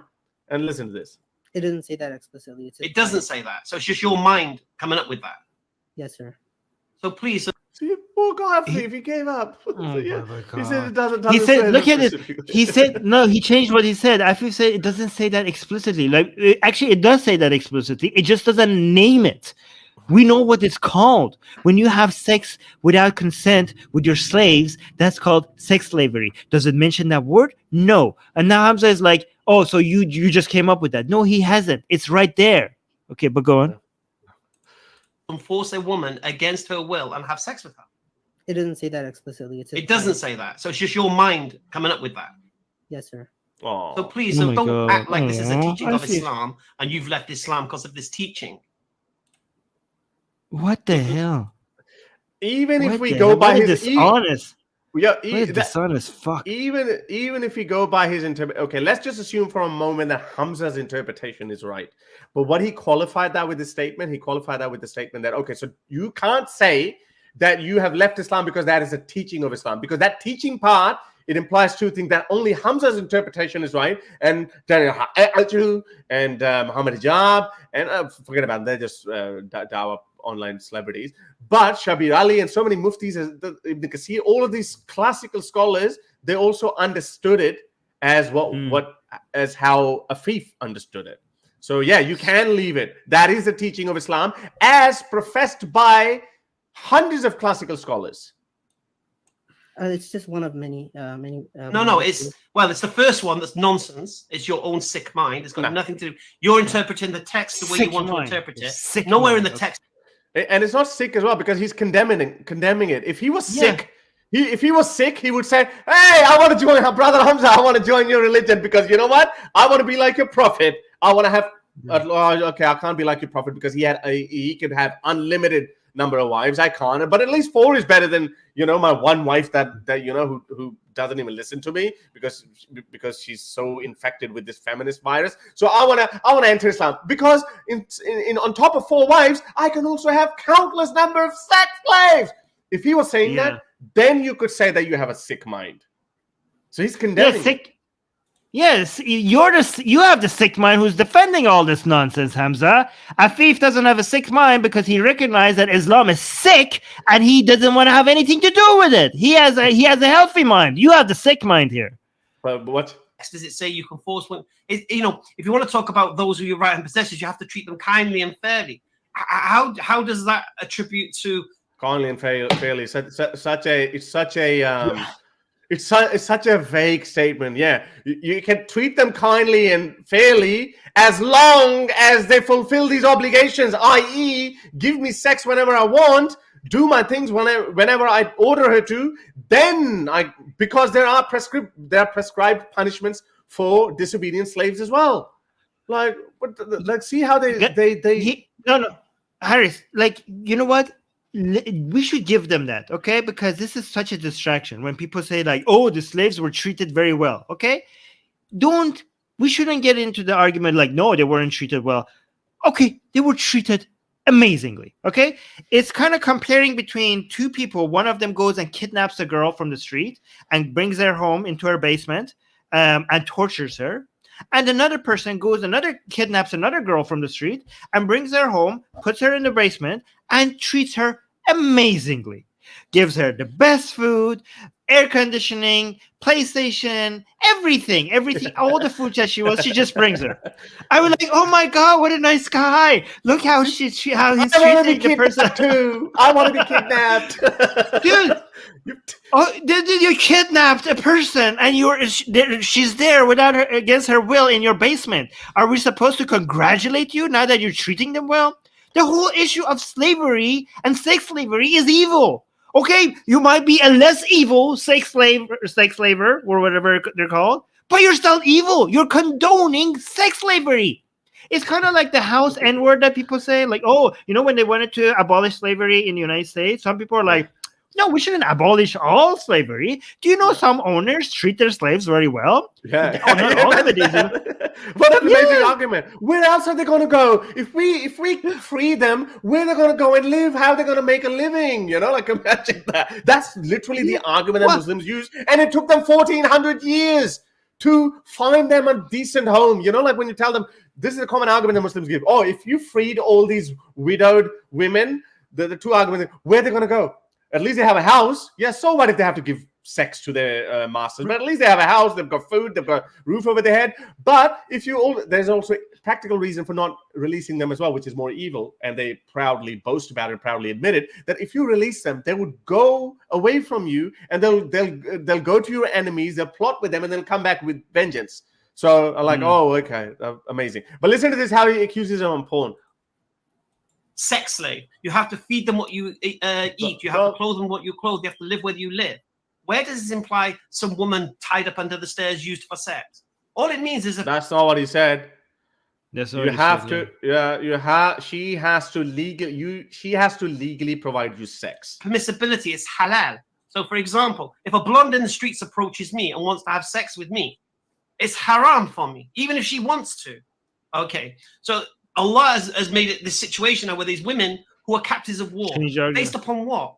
Yeah, based upon the defeat of the armies and such, and the women are left over, the men may have been killed, and the solution for them is to take them into your homes. Now the question is, these women are there, these women have needs. Are they force? Yes.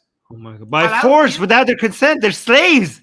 Like, oh, you're saying so nice. Look at all these women. Look at all these menless women, and also women who already have husbands as well. I'm going to do them an act of kindness and capture them by force. And look how the audacity. You're forcing upon yourself upon women as sex slaves in war, and you act like you're doing them an act of kindness. Like, oh, where would these women be if I wasn't raping them? Jesus Christ, the audacity.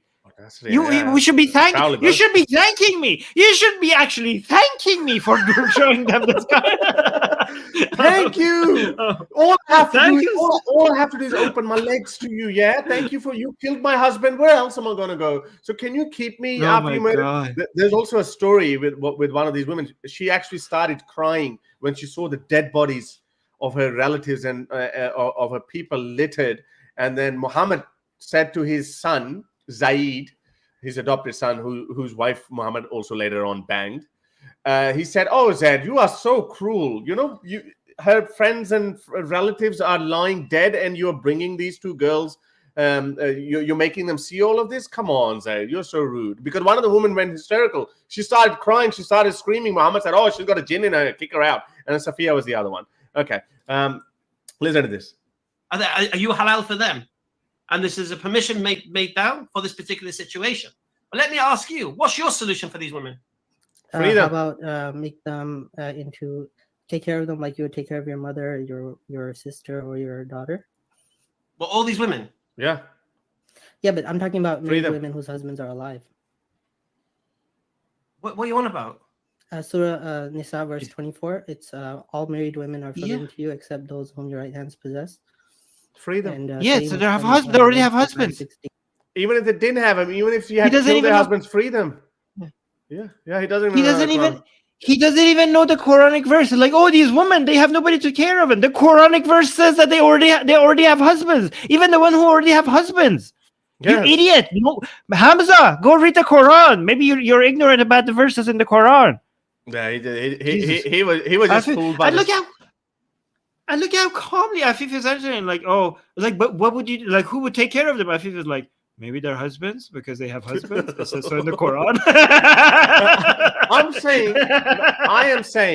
I am saying, even if they did not have husbands, you should free them, create employment. Poverty. Solution to poverty is not fucking them. Okay, if that was a solution, then legalize prostitution or marry them. You exactly. I want to say that. You know what? You could ask them if they want to marry you.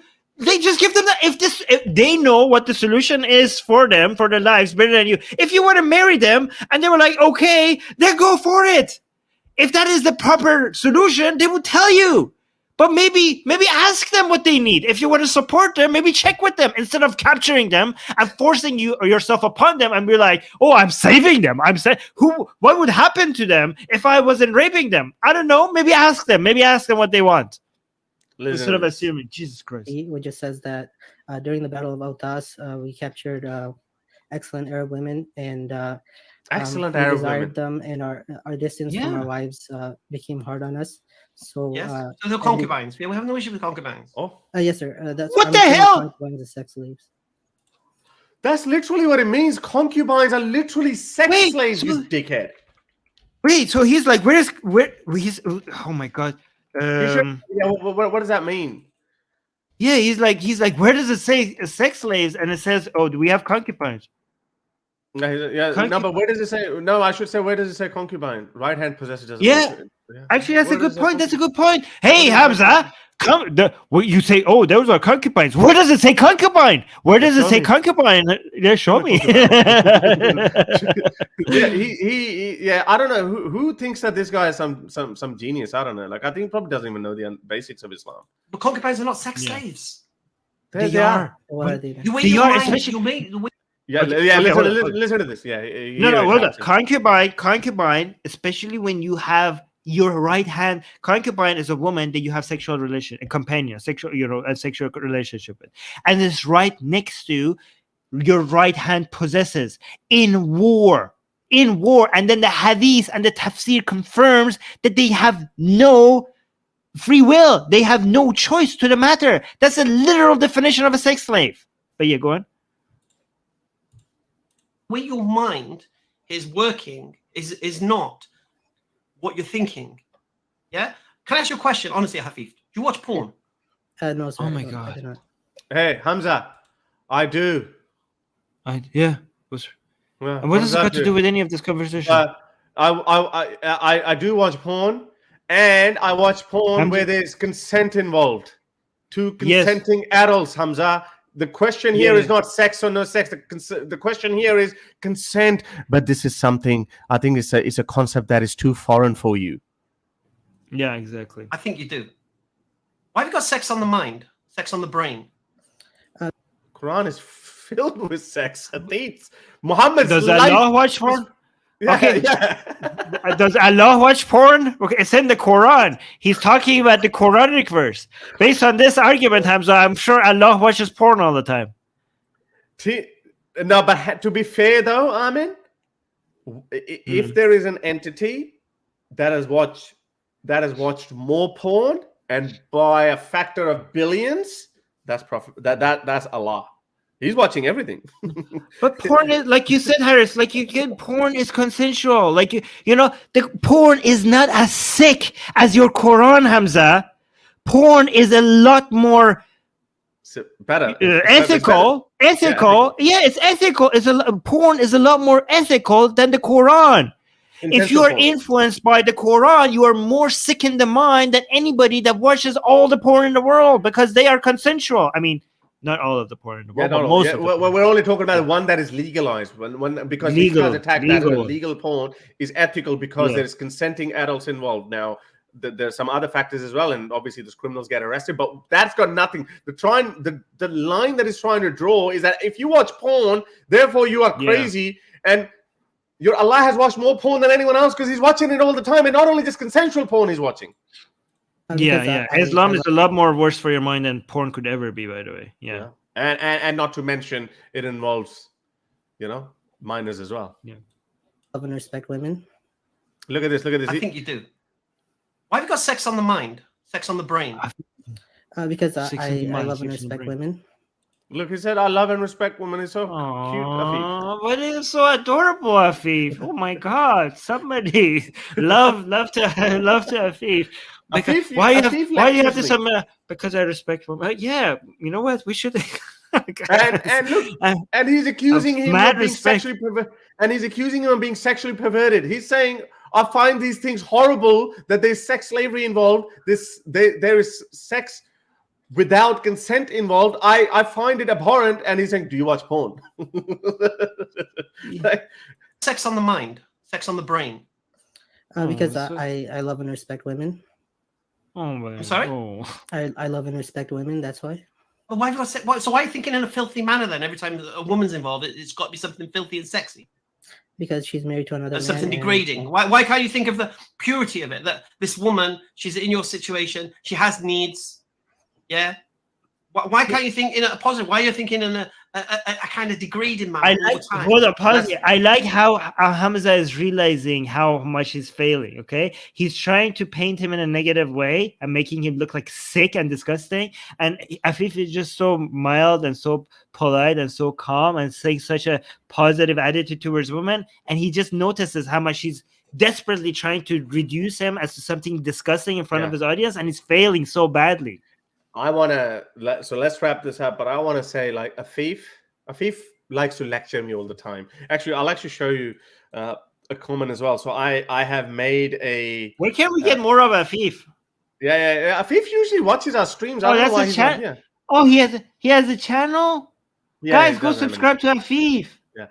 Afif, Okay, wait, can you link that? Can we put it in the chat? chat? We go. Yeah, Afif Khaja. Yeah, okay, people can see this. Okay, so if you put that in Afif Khaja. So AFIF, and that's his first name, last name KHAJA. Go and look for his channel. Look at this. He has only 264 subscribers. Guy, go subscribe to this channel. Support this man. He does. Yeah, yeah. we've got and go leave a comment on this video. We've got 250 people watching. Come on, guys. We need at least 100 more subscribers. Okay, so look at this. I left this comment. I said, he was incredibly rude. Tell him to have a chat with me, and I'll show him how sex slave equals rape. I can easily turn it around and say, show me where it says you need to seek the permission of your concubine. When someone is your slave, then by virtue of it, she doesn't have any consent. Even wives don't have consent. This guy's just making up his own Islam. Tell him to interview me. So he goes, Adab, hi. Adab means hello. I will tell him when he goes on the show next time. So Hamza, I think you're more than welcome to come here. You call your little hole Hamza's den. And I think, by the way, these guys are such cowards that I remember Abdullah Samir once went to this den of Hamza, and Muhammad Hijab was there and some other Muslims were there, and they didn't even let him on. They didn't even let Abdullah Samir on. Abdullah Samir is one of the most politest ex-Muslims out there. They didn't even let him on because you don't want to engage with people. You don't want people airing your dirty laundry, Hamza. And I guarantee you, he's not going to talk to us. Talk to me, talk to Armin, and and let me tell you, you're going to have to put your polite hat on, because if you talk to me like that, that would have gone downhill. And just go watch my conversation with Jawad Hashmi as well. You give me respect, I'll give you respect. I'll talk to you politely. And I don't even believe in these moderated debates or something, kind of like one-on-one conversation. You take however long you want, and then you shut up and then I'll talk. So we could talk about sex slavery. This is my favorite topic. This is the most hideous, ugliest, and dirtiest part of Islam. And I know it embarrasses people. It embarrasses all of you, because this religion that claims, on the one hand, it claims to be like, oh, we elevated the status of a woman. We freed women. We gave them right to property. This is a religion of honor and respect and dignity. We dignified women. But on the other hand, you have this. You have sex slavery. I can show you hadiths after hadiths. Actually, no, I'll keep some, because I have a whole folder. So I'll keep some for Hamza's interaction. So yeah, this is how it is. I'm done. We've only got 7 minutes left. I don't know if you want to. No. That we're good. Guys, if you want to leave us recommendation on videos to watch. By the way, here's Afif's channel. If you want to go subscribe. And Soha was mentioning that he was here earlier. So I hope he sees that. I hope you guys go subscribe to his channel. But also, yeah. So Harris Sultan's channel. Make sure if you're watching there, make sure you like and subscribe, please. If you're watching on Secular Jihadists, make sure please you like and subscribe. And I have a new suggestion for people to send us recommendations on videos they want us to watch. So if you're a patron on either Harris Sultan channel or on the Secular Jihadists channel, send us. We will take our patron suggestions seriously, but please make sure you send us videos that are short. Okay, it needs to be about Islam. And it needs to be short. And send us your recommendation to either Harris Sultan or to me on Secular Jihadists, and we will look at them and we will consider watching them and reviewing them and responding to them. Do you think that's a good idea? That's excellent. Yeah, of course, one from me, one from you, depending on how long the video is. We will review it, and I think this is quite exciting. I like we enjoyed. I enjoyed it. I enjoyed it more. Yeah, it's fun. It's a lot of fun. I found a lot more energy from you. You know, I don't know. People were telling you to calm down. I think at one point we had 250 people watching us. I think it's not bad. I liked it, but I have an announcement to make as well. So I have kind of re-strategized my channel, and I'm getting some really good results. Like, I mean, I'm only uploading one video every 2 or 3 days. So obviously the quality of these videos has gone up, and like there's more visuals involved. Editing is better. For example, this one, Arab Imam destroyed Islam, and it got 47,000 views. This other book, this is a funny video, new books redefining halal and haram. Basically, they're saying anal sex is halal as well. that like that one. I think you could review my video. So that one got 8,000 views. This one, my last video, got 14,500 views. So and I'm about to, this is my scripted video. I researched on this, and I've got a really good video here. The history of blasphemy in Pakistan. It's gonna be released in about 2 or 3 hours. So I think you'll like it. But what I want from guys is that please don't be stingy with likes, because our videos get demonetized. So likes is the only way that it helps the YouTube algorithm. Like. Fair enough if you can't support the channel by becoming a member or a patron, but please give it a thumbs up. It doesn't hurt. Because a lot of people just, forget about it. The more you like, the more it's going to appear on people's recommendations. That's the key to success. My video, the one that got 45,000 views, it had like 2,500 likes compared to the one that got 8,000 views. That one only got like 300 likes. So that's how much of a difference it makes. And in our analytics, it actually tells us that, your people are watching your video longer than usual. That's why it's being recommended. And then it says, your video has been liked, and that's why it has been recommended to other people. So it matters. Please don't be stingy with it doesn't cost, it doesn't hurt you. Okay, so I'm gonna take Harris's recommendation, because the videos that I do with editing, it gets better views than, my channel is a lot smaller, but the ones that I edit rather than cut from the streams does a lot better. Like, for example, these ones get 2,000, like everything gets under 1,000, but when I do editing, like I go and review Ali Dawah's videos, or Daniel Hayreji's videos, or Muhammad Hijab's videos. Those usually get a lot better views than the other ones. So if you guys like short edited videos that reviews Dawah channels like Muhammad Hijab, Ali Dawah, Smart to Jannah, Daniel Hayreji, I'm going to do short, like less than 10 minutes videos that takes one of their videos and just destroys it, takes it piece by piece and criticizes it. Go to the Secular Jihadists YouTube channel and subscribe there, because I'm going to stop doing the cut of the streams and just do post only edited videos instead, based on the recommendation that you're making. So if you'd like to see more criticism of Dawah videos, make sure you subscribe to the Secular Jihadists YouTube channel as well. So yeah, I think this is a good new direction that we're getting. Excellent. There needs to be a pushback against all this Islamic nonsense. So that's good. Yeah, I think this is like, just when we thought that, okay, these things are dying out, but no, they're not. I mean, the amount of ridiculous ideas that are being purported as though they're really good is just mind-blowing. I mean, every time I run into an incredibly stupid video or an incredibly stupid person, like, I mean, I'm like, whoa! I mean, these ideas, I thought I left them 20 years ago, but no, they're still there. So yeah, I think there has to be a pushback. So Bra is saying, what about Smile to Jannah reaction? Yeah, I have a lot of Smile to Jannah reactions on the Secular Jihadists YouTube channel, so go check that out. And I'm going to make a lot more Smile to Jannah YouTube reactions as well. There, he's getting a lot of views, so it's good to push back against that. Yeah. So so that's it. That's about it. And thank you for being here, guys. And we'll see you guys all again next week, right? Yeah. Bye, guys. Mwah. Well.